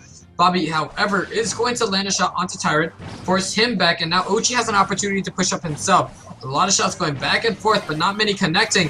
Just as I say that, Bobby is going to land 2 shots. One of them is the homemade recipe, so SB now have to push in. They are losing by 1. Bobby's going to jump in towards Tyrant, try to bait out the ammo, but not going to find a connection. So Tribe is going to take this lead now in Brawl Ball, putting them in match point against STMN Esports. All right, well, this is not necessarily the outcome that I was expecting. I was expecting STMN to put up a little bit more of a fight, but I think after the loss streak on the map of their choice, it just seems to be getting to them. And Tribe also, they're bringing in a sub that STMN is not necessarily acclimated to, and that is certainly throwing a wrench in their plans as well. It's looking really good for Tribe Gaming with Super Sai, their sub at the moment. And honestly, I would say that it's looking very hopeful for them in the next game as well. This was such a dominating game with a mirror matchup that I just don't see them slowing down even a little bit. They're on fire in terms of synergy at this moment. Yeah, despite Super Sai being a coach, he's still on the team. He still talks to the players on a daily basis. He still plays with the players, right? So there is still that team chemistry that's there. And Tribe is known for their team chemistry, right? And it's amazing to me how they can lose one of their players in this matchup and still play to the amazing performance. Super Sai, he may be a coach, but he used to compete. He was in Worlds of way back in 2019. So it's no surprise to see him here just popping off even against one of the best pipers in North America in the form of Bobby. So as we go into this next one, right, we see Tribe playing a slow, right, very composed style, right, like they usually do, even with the sub, and still finding great success. And we previously saw them with a tank, right? We saw them with a triple tank, also doing very well. So now I'm looking at STM and like, hey, you can't beat them in the tank matchup. You can't beat them in the slow matchup. What's the call, right? You can't play the Bobby Mortis, right? So you don't have that pop-off potential with the chain supers. So what's the answer for you, right? If I'm STMN, I'm clamoring for answers. I'm looking at like maybe Toonie to come in on the tank as well. But even so, it's still going to be a difficult matchup. And truthfully, I don't know what STMN can do. Can you help me? Can you help shine some light on like possible options for STMN? Yeah, I mean, it's really tough to say because, I mean, even in the mirror match, they did kind of get folded there by Tribe Gaming. So it's going to come down to whether they can bring a counter, but it does look like both STMN and Tribe look to eliminate the possibility of counters here. So STMN, right, they expected not so tough of a matchup, and in the process, right, they kind of dug their own grave with the bans here. Tribe Gaming, much of the same. I mean, like, let's look at the bans.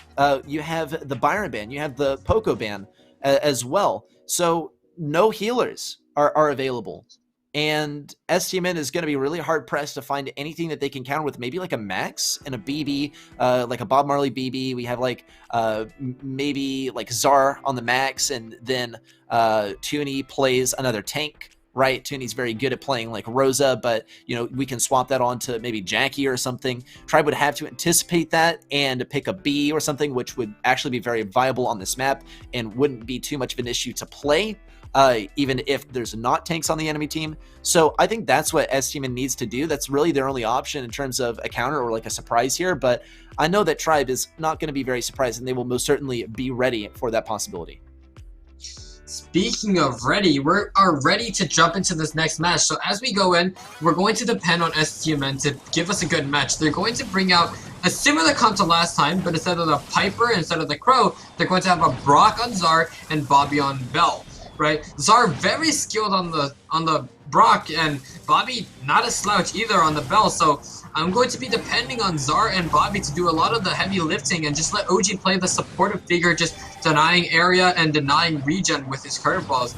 Speaking of which, OG is going to be pushing up on the right side. Czar is going to find one onto Zulan.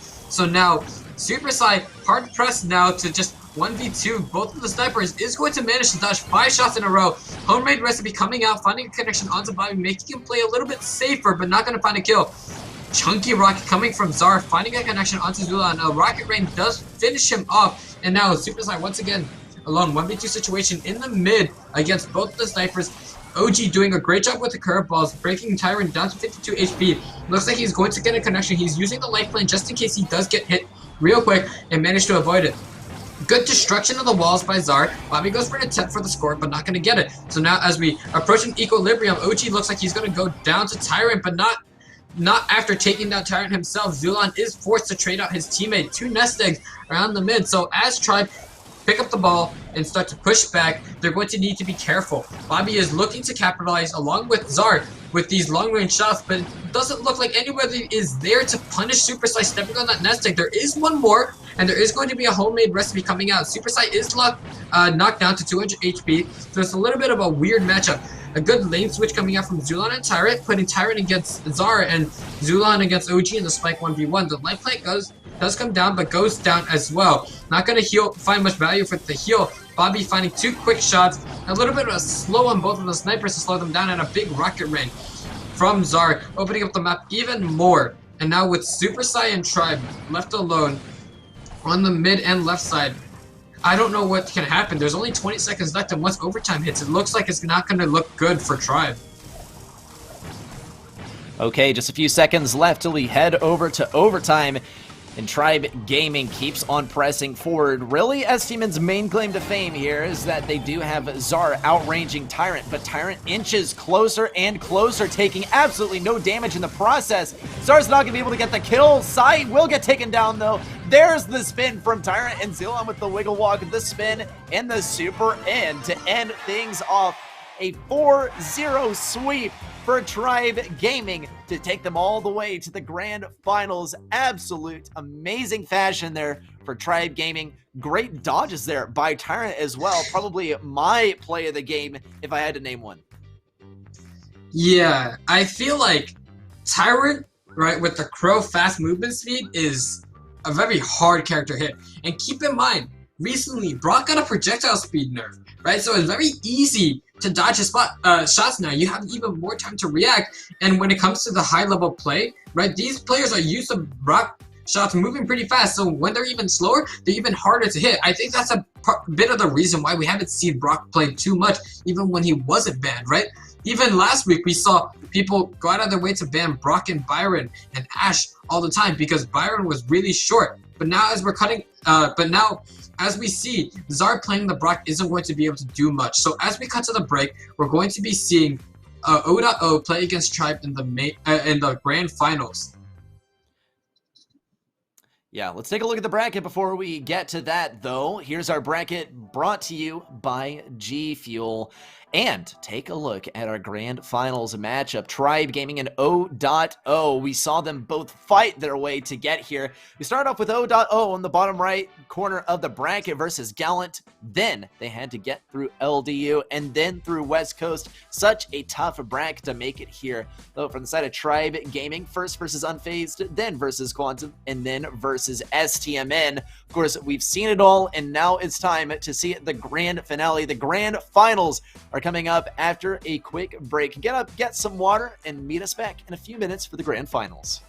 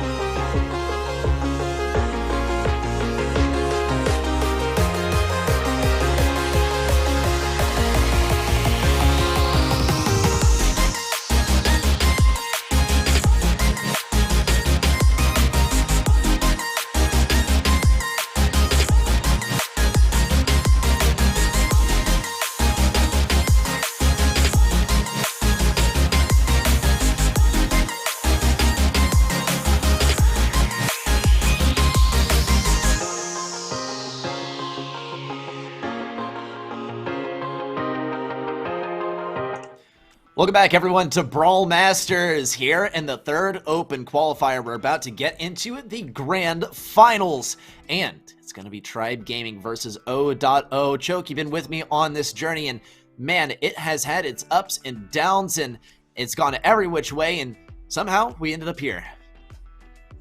Yeah, let's be honest. We were expecting Tribe in the main finals. Even this guy. He knew Tribe was going to be in the finals, right? It's a repeat of last week. It was a repeat of the week before, right? Tribe's going to be in the finals. What we weren't expecting, however, was STMN to go down so early. So now we see Tribe versus O.O. And I'll be honest, I'm still favoring Tribe in this one, right? O.O kind of barely managed to squeak out a win against West Coast. So going up against Tribe, who just 2-0'd STMN, now is looking a bit rough, right? Now we're seeing O.O as the underdogs, and Tribe just look ready to just take this whole entire thing, take the $1,000 and bring it right back home. Yeah, well, let's see if they're going to be able to do it. Let's take a look at their map bans as well as O.O's map bans. We're going to be starting off our draft mode with a ban of Siege and Hot Zone by Tribe Gaming, then the ban of Gym Grab by O.O, and they choose Brawl Ball as set number 1. Now, after how Tribe Gaming just shut down STMN on Brawl Ball, I don't know about that one. Though it's going to be followed by the choice of Bounty and Heist by Tribe Gaming, as well as the ABBA style bans, Choke. Yeah, this time we see Bounty as the second map. We haven't seen Bounty all day. We saw it earlier as part of the maps, but we never got to the third map. So now that it's part of the second map, we are guaranteed to see Bounty here, right? And we saw Tribe just kind of dominate, STMN when it came to Brawl Ball. So looking at O.O versus Tribe, I'm feeling a little bit skeptical, right? We have the typical Buzz and Mortis ban coming out from Tribe, and this time O.O is going to adopt the bans that STMN had, right? Taking away the Gene, taking away the Sprout. This time Corey isn't playing, as you guys may know, so I'm not seeing the real merit in banning the Sprout. But hey, maybe O.O knows something I don't. Maybe, Tribe was looking to run something like a Gene to poke out all the long-range brawlers, because even though he doesn't do the most damage, right, the name of the game is poke, and if you're able to just keep poking away at your opponents, the moment you have super, right, you're going to be able to just pull the squishy brawlers in. You're going to be able to command a lot of space. And we saw Toast play the Gene earlier, and it did work out, right? That's why they were able to win against West Coast, especially on a map like Brawl Ball. So I'm looking at the Gene ban, and it seemed just kind of counterintuitive, because Gene seems like a pick that O.O would go for instead of Tribe. Yeah, it's interesting, right? Because Toast is definitely very confident on the Gene, but something to take into consideration is they're versus Tribe, which means that Toast, if he wants to play Gene, well, he's going to be versus Zulon on the Gene. And, Toast, as good of a Gene as he is, even he knows that Zulon is pretty much unstoppable on that brawler, so it would be a wise choice to just do away with it altogether.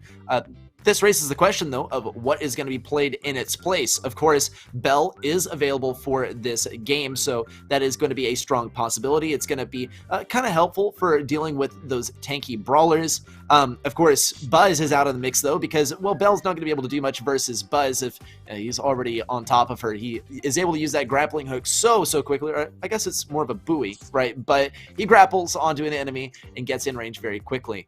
As far as Shooting Star, though, definitely going to be a map where Bell is viable. Probably going to see more of Piper than Bell, though, in the 1v1 situation. Then when it comes to Hot Potato, right, not really a Bell-favored map. I can see why Bell wasn't banned. It's not like she's that impactful on these maps, with the exception of Backyard Bowl. Yeah, when it comes to Bounty, right, I said it earlier, and since we don't see a Brock ban again, I'm expecting to see like Brock, Piper, and probably the Nanny, right? Even though the Bow Nanny combo is no longer a big relevant combo due to the natural decay of the Bow Totem, right? Nanny still has a lot of range and often outranges many of the brawlers like Piper, right? Unless Piper uses a homemade recipe, you'll often see Nannies being able to outrange them in terms of just pure distance. And don't get me started with Pete, right? when it comes to Bounty, the name of the game is to not lose stars, not to take stars, but just keep the stars that you already have. And who's better than doing that than someone who can literally go to the far back of the map, right by their spawn, and still get kills, right? You send out the peep, and even with the nerf, right, to the peep's damage, you're able to set your teammates up for a kill. If you're able to land a connect, like land a shot onto a Piper or something, and you have the peep go in, or vice versa, right? If you have the peep go in first, and then you just have Bobby or even Super Side in the back with Piper, send a homemade recipe right through it, you'll almost be guaranteed a kill. So I'm looking at Bounty right now, and despite it being the first time we're seeing it today, it seems like a pretty predictable set to me. Yeah, I would definitely say so, right? Unless maybe O.O has something that they haven't been showing us so far. I mean, it was their choice of Brawl Ball to start us off, so they could be hiding something, right? It's definitely not Mortis, though, or if it were, that's very bad news, as Tribe has gotten rid of that one, too. So most of the bases have been covered, right? But Poco is still available, and so is Byron. And I can pretty much guarantee you that Tribe is going to be playing one of those brawlers, if not both of them, for some weird double healer strategy combined with the BB or something like that. Be also a strong option here, specifically to deal with the tanks and counter them out. Yeah, we kind of have a good grasp on the picks that are being made, right?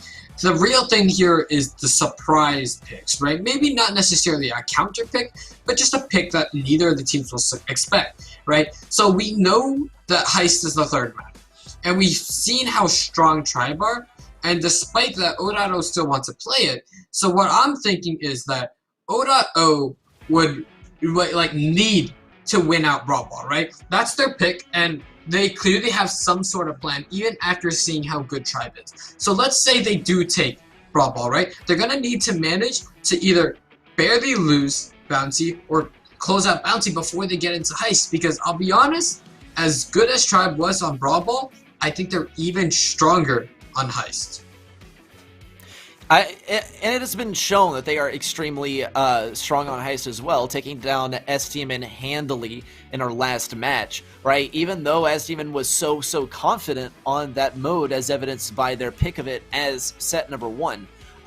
Now, we talk about momentum, right? And I just cannot see a possible scenario where S-Demon would choose a map that they knew that they would lose as the first map. So it's definitely that Tribe is just that much better than people are expecting, even over STMN. So O.O, right, they got to take this out in the first couple of sets, otherwise it's going to be nearly impossible. No one has been able to take down Tribe on Heist so far today, and I must say, I don't know if O.O will be able to either. It is looking possible for Bounty, right? This one can go either way. It's definitely the most favorable to O.O, but like we were saying, it's going to have to start off on Backyard Bowl. We got to establish the momentum. We got to establish whose game this is right then and right there in set number 1. Yeah, it's all down to, you know, the first few matches, right? However, when it comes to this, I think O.O have an actual chance, right? You remember when they played against West Coast? You said it, I said it, they had an explosive start, right? They kind of just Minwoo on the Frank kind of just walked in, passed it to Toast on the Mortis, and that was pretty much it, right? Fade was a good backup on the BB, and as we go in, we're going to really need to see O.O like really have something to show here. All right, well, let's see what they got to show. O.O, they start things off with the Sprout and the Bell, two brawlers that were really missing from our last matchup. Let's take a look at Tribe, though. They are going to be bringing out the Byron, like we were saying, though Zulon is going to be picking up the Tara here. It was looking pretty strong at first, but O.O completely encircled Tribe, and that was the end of that. There's a great wall on the right side by Minwoo, and the lane is blocked off by Fade on the left side, too. It's just a meat grinder up in here, and O.O will be getting the first goal with a trick shot, too. Yeah, Tyrant on the Primo. We saw Primo earlier by Guerrero, but it's still not a pick that I'm too sold on, right? Guerrero did start doing a lot towards the end, but it still wasn't enough to secure, like, the win. So now that I'm looking at Tyrant jumping in, he doesn't manage to find much, but Zulon is able to secure the goal. My question here is why Min Woong is running the Sprout. If I remember correctly, O.O banned the Sprout. So either there's a bit of a mistake, or O.O knows something that we don't about the tournament format. However, Tyrant is going to be pushing up now. The nest egg does come down, but Tyrant just goes around it. He drops the super, forcing everybody back into their spawn. Zulon with a great 3-man pull, connecting onto 2. A great potion coming out from super side to close things down. And the hedge does come out from Min Woong, but it's not enough as there's a little bit of a gap on the right. So Zulon's still going to be able to find the second score, putting Tribe 1-0 ahead of O.O. That was definitely a hopeful start for O.O with an immense amount of pressure and a very, very clean way of closing Tribe into their own goal.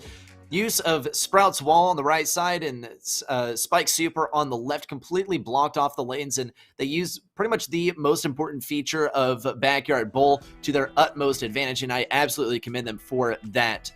With that, though, I mean, well, they kind of did fold afterwards, right? Tribe Gaming, once they respawned, were able to quickly turn that deficit into a tie. I mean, think about it. You have a brawler like El Primo, when he has super, right? Him right next to the ball at midfield, spawning there with full health, that is extremely dangerous, and at Tribe Gaming, they knew just that. It was a great bit of preparation. I'm surprised they were able to turn it into a second goal for themselves as well, but kudos to them. They completely earned it, they completely deserved it, and it was very well played on both sides. With that, though, it does take us into game number 2, and O.O is trailing by a game. Yeah, we talked about O.O trying to, like, needing that explosive start, right? And we talked about, you know, a bit of a surprise pick coming out from O.O. O.O ran somewhat of an expected pick, right? Something that we wouldn't expect coming from a team declared as like the definite underdogs, whereas Tribe, right, pulling out the Primo, right, and a Tara. Like we were like, all right, Byron's a long range pick, maybe they'll be fine. So as we go into this next one, we're gonna have to take a look, and we're gonna see a Leon coming out from Tribe, right? First time seeing Leon, we said, hey, there was a lollipop drop nerf, so he could still be viable, right, even with that. But what a great timing coming out from Super Saiyan. He knows he's gonna get stunned and he's gonna go down anyways, right?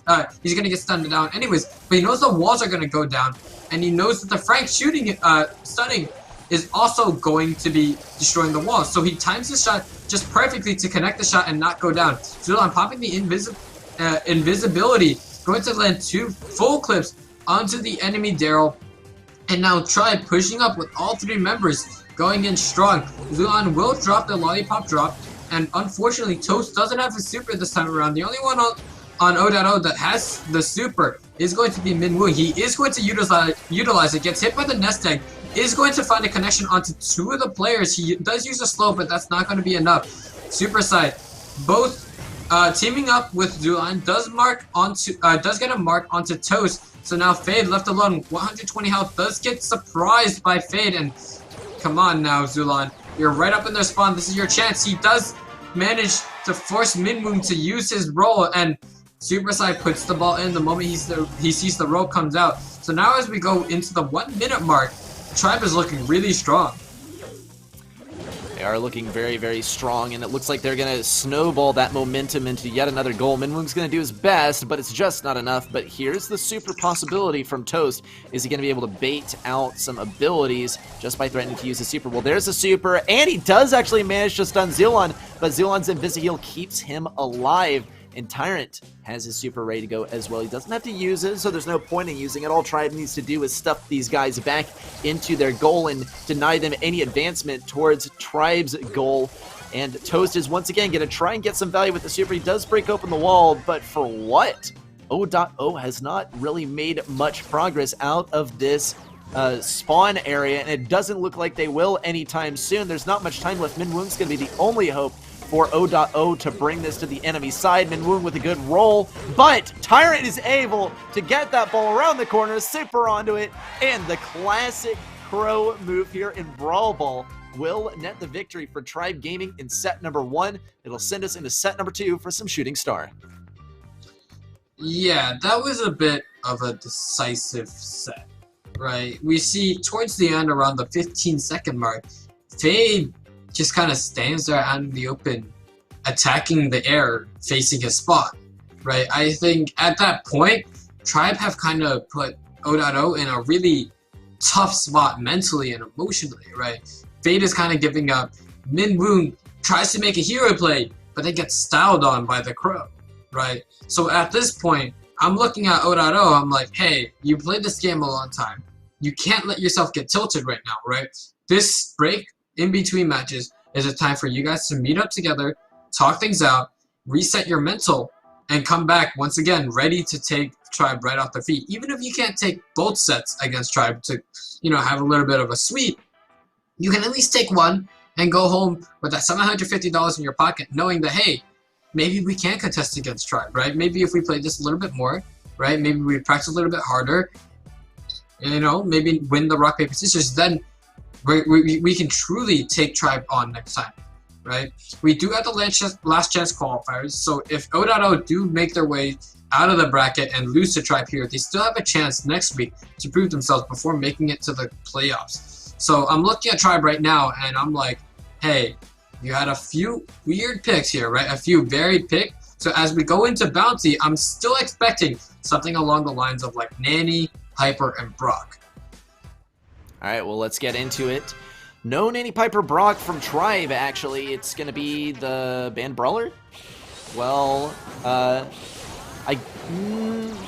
yeah, it did appear that Jean was banned, but we could be wrong on that one. We'll have to see how it turns out.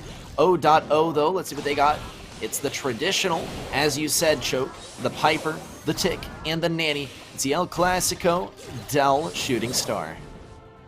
Yeah, so it apparently seems like the bans from earlier were the same bans from Tribe versus STMN. So the bans for this matchup are indeed going to be Buzz, Griff, Ash, and Mortis, right? We can expect to see like where like something like the Ash and the Buzz ban came from. But when it comes to O.O, they didn't want to play any tanks either, right? They didn't want to deal with the dive, and they didn't want to deal with anti-dive either by getting rid of the Griff.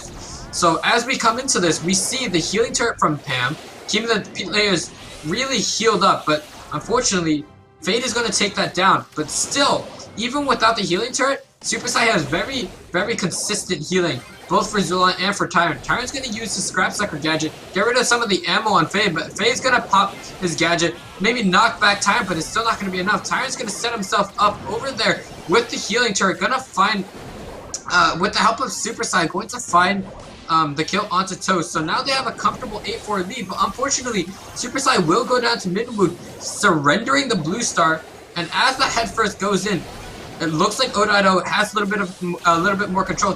Toast is going to invest one of his homemade recipes to connect the shot onto Tyrant, but it doesn't seem like that damage is going to do much. He's going to use another homemade recipe to find a shot, but that's not going to connect onto anybody. Tyrant knocked down, is forced to heal, but he's right back in the fight instantly. Zulan using his pull for the first time in this match, not going to find a connection onto Min Woon. Min Woon getting a great shot, putting him in the lead, 9-8, and O.O is going to barely squeak this out by one single star. Super, super close win there for O.O, but a win nonetheless. And hey, this is what we were talking about. This is where O.O can bring it back. His shooting star, this is pretty much the most likely way for them to bring it back is on this map, because frequently we see ourselves in mirror matches here, and it becomes a battle of mechanics on individual brawlers, right, on individual lanes. So with that considered, right, I would say this is very hopeful for O.O to get the win here, but man, when it comes to Hot Zone, this is a different ball, or not Hot Zone, when it comes to Hot Potato, completely different ballpark. It's going to be tough for O.O to get a win there, so if they get the next game won, then their battle is not over yet. It'll take us into a set number 3. Tribe Gaming, though, I can almost guarantee you they're not very worried, as set number 3, they pretty much already have in the bag. Yeah, I'm looking at Tribe's picks right now, right? And they have the coaching, they're playing with a sub, and despite all that, they're playing Pam, Byron, and G, right? It's a bit of a weird pick, and I think Tribe is just taking this chance have a little bit of fun. We're gonna see the same comp coming out from Tribe, and if we look over at O.O, we're gonna see the same comp again. But we know Tribe is great at adaptability, so even though O.O did win in this matchup with the comps, right, we might see a little bit of a different outcome because Tribe is just really good at like, hey, this was our mistake, let's fix it. So we're gonna see Tyrant push up all the way up in their spawn again. He does go down after getting 1 kill, so now Tribe is going to be behind by 2, but Zulon pushing right into their spawn is going to find a connection, putting them in the lead. However, O.O still have the blue star. The peep still coming right back over to find Tyrant. Is going to connect a shot. Zulon does have the pull, but the head first is going to force them both back. A good shot from Toast, connecting onto Super Saiyan, forcing him to use the gadget. However, Zulon does find a connection with his pull onto Toast, forcing him to use his super in retaliation to escape. An 8-6 lead. O.O do have the blue star, but they do not have the lead. A little bit of poke going back and forth, and I'll be honest, this is looking pretty good for Tribe. No doubt it's looking pretty good for Tribe. They're also going to have to get this retreat in here. Now Tyrant just needs to get his next super up, and Tribe Gaming is absolutely set. Though, down goes Zealon. Not exactly what he was expecting to happen. He was hoping to just wait there with his pull for a while, but it's not going to happen when you're faced up against a Nanny who's just pumping out those heads to get free kills on you. Zealon almost goes down there, but O.O managed to get a kill nonetheless. Fade still pressuring, trying to get a little bit of damage. No damage for Fade, but there is going to be substantial damage for Min Woong. Big kill there from Min Woong. And O.O now have the 5-star lead plus that blue star. If Tribe Gaming, though, are able to pressure these guys in, they could get it. Good combo there, though, from O.O to get rid of Pam. Down goes Super Sai as well. Zulon's the last hope, and there's a super. The vertical one, too, from Toast. No kill for Zulon. And O.O take the clean sweep in set number 2, which will bring us to Hot Potato for set number 3. I know it's a little bit irrelevant, but can I just point out how good the losing animation for the Swamp Genius? Right, he kind of just like bubbles, he jumps, and he just falls onto the floor and just sinks. Right, it's like the floor is quicksand, and he just like this, he just dissolves and disappears. Like I love the effort put into the skins. But as we look into Heist now, this is where Tribe go like, all right, we had our fun. We played a bit of a weird comp, right? Our morale's still pretty high, right? We may have lost, but we had fun, right? Meanwhile, O.O is like forced to just like desperately like just play to the best of their ability because they can't risk losing the second set. They need to bring this to the third set to make it close. So now Tribe's like, all right, we had our fun. You had your chance. Now we're going into Heist, and we're just going to dominate you, right? We saw it earlier versus STMN, and I'll be honest, STMN seems like a better team than O.O. So if STMN can't beat Tribe on Heist, then what can O.O do? Yeah, I mean, it doesn't seem like there's much that they can do. Maybe they can roll back the footage and try and see what Tribe Gaming was doing right and what their opponents were doing wrong.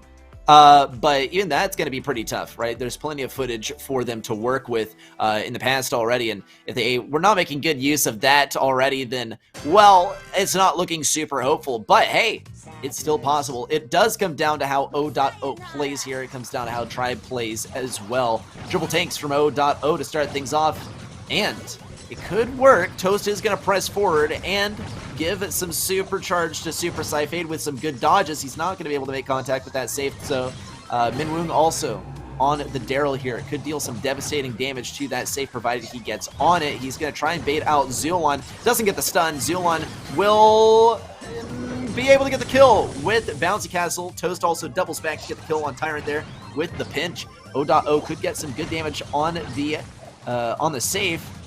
The hammer down from Toast does get 2,600 damage on that safe, but O.O is still in the hole. As we see Zulon just kind of pushing Min Woong into the corner, he is going to find the pick, so he's just going to be able to bounce his shots, get some extra damage thanks to the super bouncy star power. Super Side does have his super, so it's going to shut down a lot of what tanks can do, especially Tostados and Fade, right? They don't really have much in terms of movement, unlike Min Woong, who can just kind of roll out of the way. They can't really do anything against the two slows on the side of Tribe. Toast tries to throw his super down in the bush, kind of like a blind guess, try to find anything he can, but instead he's going to clear out the bush, clear out some of the wall, and make things a little bit more difficult for him coming into the late game. 1 minute left. Tyrant is going to use the super on himself, try to create as much damage as he can to force back Fade, but Fade persists nonetheless, is going to find the kill. However, Tribe does avenge his, Zuan does avenge his teammate, so now Tribe kind of forced to go back and deal with Minwoo, because we saw Minwoo kind of stay in the back and backdoor the safe of their enemies before.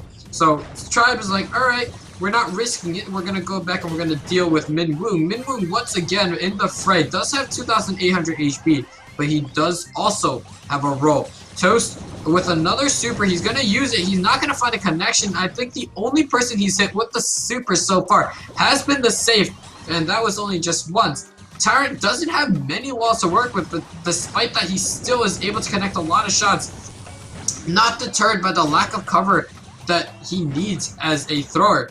However, the tanks are pushing in, but they don't have enough health, so at most they're a tank made out of paper mache, and Tribe is going to find this. There was a lot of damage coming out from O.O onto the safe, more than I expected, but Tribe are just outputting much more damage and have a much better grasp of what to do and how to deal with their opponents. Yeah, I mean, it was pretty evidently a last-ditch effort there by O.O to bring out the tanks and try and do something with that. Now, admittedly, they did get some very good damage with it. They got some good pushes in, but in the process, they ended up feeding it some supers to Tribe. I would say most importantly, the Barley super was just devastating, and it's always going to be pretty great for getting control. And of course, Barley's able to get another super off of that, so you're able to get such a large area of control. Tanks, they're not really fazed by it. They'll walk right through it, take some good damage, but those whatevers, they accumulate, they build up, and they turn it into a lane victory for the Barley, or perhaps even a map victory for the Barley. We also saw great impact there by the use of Spike from Tribe Gaming, and I think, honestly, Tribe Gaming, they could really run anything here. And it looks like they are going to run just about anything. They pick up the Daryl for themselves, but they're going to get the Edgar and the BB running straight up mid. It is a comp we've been waiting to see all game, and we finally get to see it for the match point. Heading into this match point right now, we're going to see Fade and Superside just kind of swinging their bats, trying to see who wins the 1v1, and Fade is going to find the better of it. However, Tyrant does roll and get a good connection onto both players, and now Tribe forced to play a little bit on the defensive side now. Superside has his gadget active so he can keep attacking, but he's going to get hit once by the bubble, and because of that, he is going to lose the 1v1 against Fade. Tyrant back once more. He's not going to be able to get much of a connection onto the enemy safe, and he's just trying to find out where everybody is, but he's spending so much time in the back that O.O, they just find so much damage onto the safe. Tyrant will find a double roll, and it looks like he's going to find Toast as well, but no, Toast barely managed to escape. Zuo's not having any of that. He does invest the super. I hear a little bit of a snicker coming out from Ready Set, and I'm laughing too. It's pretty hilarious, but it's not hilarious if you're Tribe. Tribe, 160 HP, the bubble won't find it, but Toast does have a super. He's running straight for the safe. One little fist connects with the safe, and it's going to be a tie 1-1 for O.O.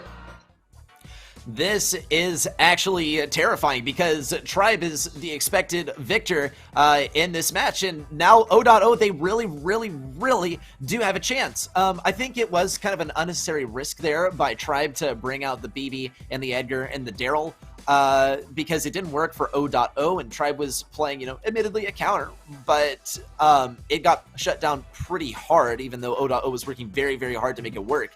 So I think this calls for a return to normalcy. I think for both teams, really, play something that is normal on this map. We are talking Rico, we're talking Barley, and perhaps a third to mix things up as well. But I mean, this is getting really hairy. I did not think that we would see an O.O victory in the grand finals, and now it's looking like a possibility. Yeah, my concern now is what Tribe is thinking, right?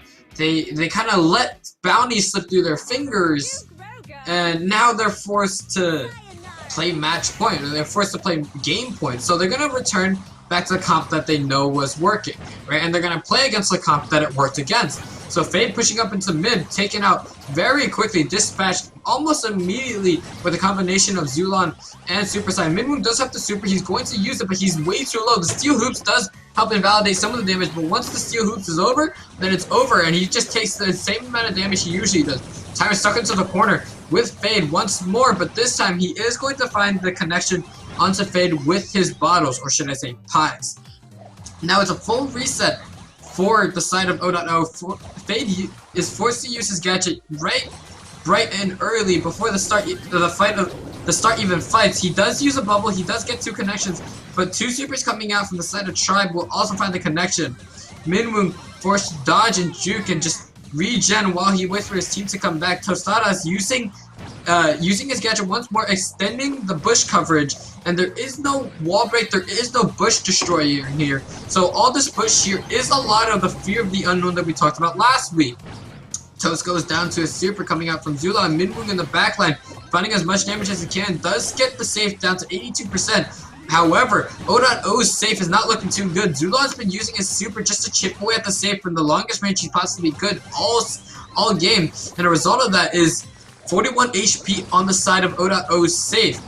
A great super coming out from here, finding Toast down to 500 HP, which Zulon will finish what he started. He has a super again, so I think he's going to be looking to push up. However, Minwoo knows exactly what he's going to do, so he does dive onto Zulon before he's able to do anything, but he goes down. Zulon uses his super, not much of a connection, but he's going to find almost a full clip onto Fade. Fade kind of lurking around the middle. He has a speed boost, is going to land the connection with the knockback. Bubble comes out, gets 2 hits onto the safe once more. 76 HP on the side of Tribe. Toast pushing in. Zulon pushing. Zulon doing his best to repel the push. Minwoo rolling in as well, using his gadget, but still not much of a connection. Tribe still in the lead. 15 seconds left. Fade just on the left side, seeing how much space he can conquer, how much space he can take. He is going to make his way over to the spawn, but by the time he's made it over there, he doesn't have much health. A quick protesto and a lot of spinning coming out from Zulon as they're able to clean this out. Tribe are going to win this week's qualifiers over O.O, albeit a little bit of a close match. Yeah, definitely a close match, but a great way to close things out there for Tribe Gaming. Congratulations once again to Tribe Gaming on winning this week's Open qualifiers. In fact, the last of the Open qualifiers as well. Let's take a look at the bracket and check out their journey up to the very top. Of course, there's Tribe Gaming reigning as the champion of the 3rd Open qualifier. They started at the top left versus Unfazed, then they went in the quarterfinals versus Quantum Gaming, then versus STMN, then versus O.O. Maybe we expect them to face O.O, then STMN, maybe an order mismatch, but regardless, a huge victory for Tribe and a huge amount of prizing for them as well. Yeah, Tribe kind of finding the throne pretty comfortably, right? They left the seat warm from last week, right? And they don't want to get in cold, so they're going to sit back on the throne on top of this G Fuel bracket. So as we go into the leaderboard now, we're going to take a look at which teams in NA are currently in the lead.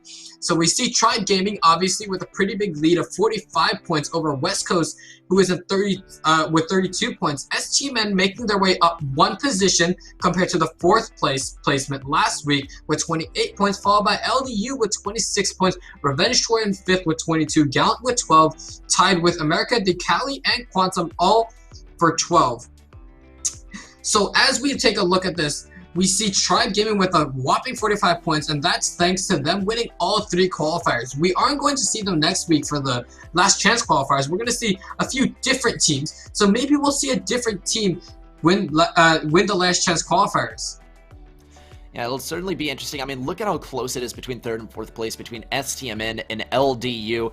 Not necessarily a crushing defeat, but a crushing feeling inside for LDU as they got taken out a little bit earlier on there by O.O. So provided O.O had not taken them out at that stage, we would have had a much closer competition for the 3rd spot. But nonetheless, it is going to be STMN, and they have earned it so well. Very, very well deserved. But I mean, Choke, I think this is amazing. You mentioned it earlier. Tribe Gaming, they won all 3 open qualifiers. Next week is going to be the last chance qualifiers, so we can find that 4th team that will be competing in the playoffs. But for now, in the playoffs, it's going to be Tribe Gaming, it's going to be STMN, and it is going to be West Coast.